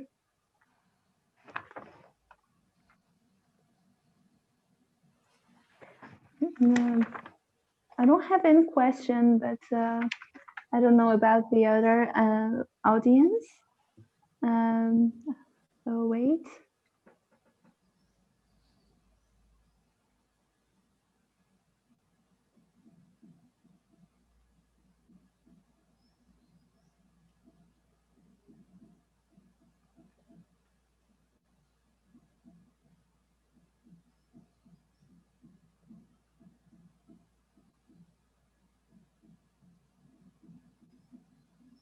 Okay, do you want to say a final statement, and after that we finish the section? I would say we need everyone. It's an amazing, it's a very nice moment for gravitational waves. It's important to get science everywhere. So also Latin American institutes, it was very, very good what Nathan mentioned. It doesn't matter your age, place of birth, gender, whatever, and what you like. It's important. It's very important, but there are a lot of skills needed. And I just want to finish with a thank you to the association for inviting us. Okay, thank you. And I think that we all the same, except we have all differences, but we are all the same. For example, I really want to study physics, but all of people that were around me said that you shouldn't study because it's not proper for a woman to study physics. But I started and I developed, and I'm so excited about physics, and I can't even leave it. You know, there is in mathematics, we only need one example to prove something is wrong. That's right. That's all. And it's nice to meet you. I got so, yes, because you're a woman like me. And I really love Spain. And one day I would visit it. And also I learned a little Spanish. I just know gracias. De nada. And, no, yes, that's right. And it's nice to meet you. And okay, I don't have any words to say. Do you have? No. Okay. Let's say thank you. Thank you. Thank you. Thank you. And do you have any statement that you want to say? Any advice or something? No, I think Isabel correctly summarized our thoughts. So yeah, just we hope that this talk got the interest of some of the students, or maybe clarified their ideas about what gravitational science is. And if you find it interesting, just dive into it. It's not that hard. It's not something that you just say, oh, if I could, just do it. It's and also you don't need to like. I didn't like gravitational waves when I started, as I said. You don't need to like gravitational waves. There's so many things that needs to be done here from any point of view. That if you like electronics, we have tons of work for you, even if you don't care about gravitational waves. There's so much to do.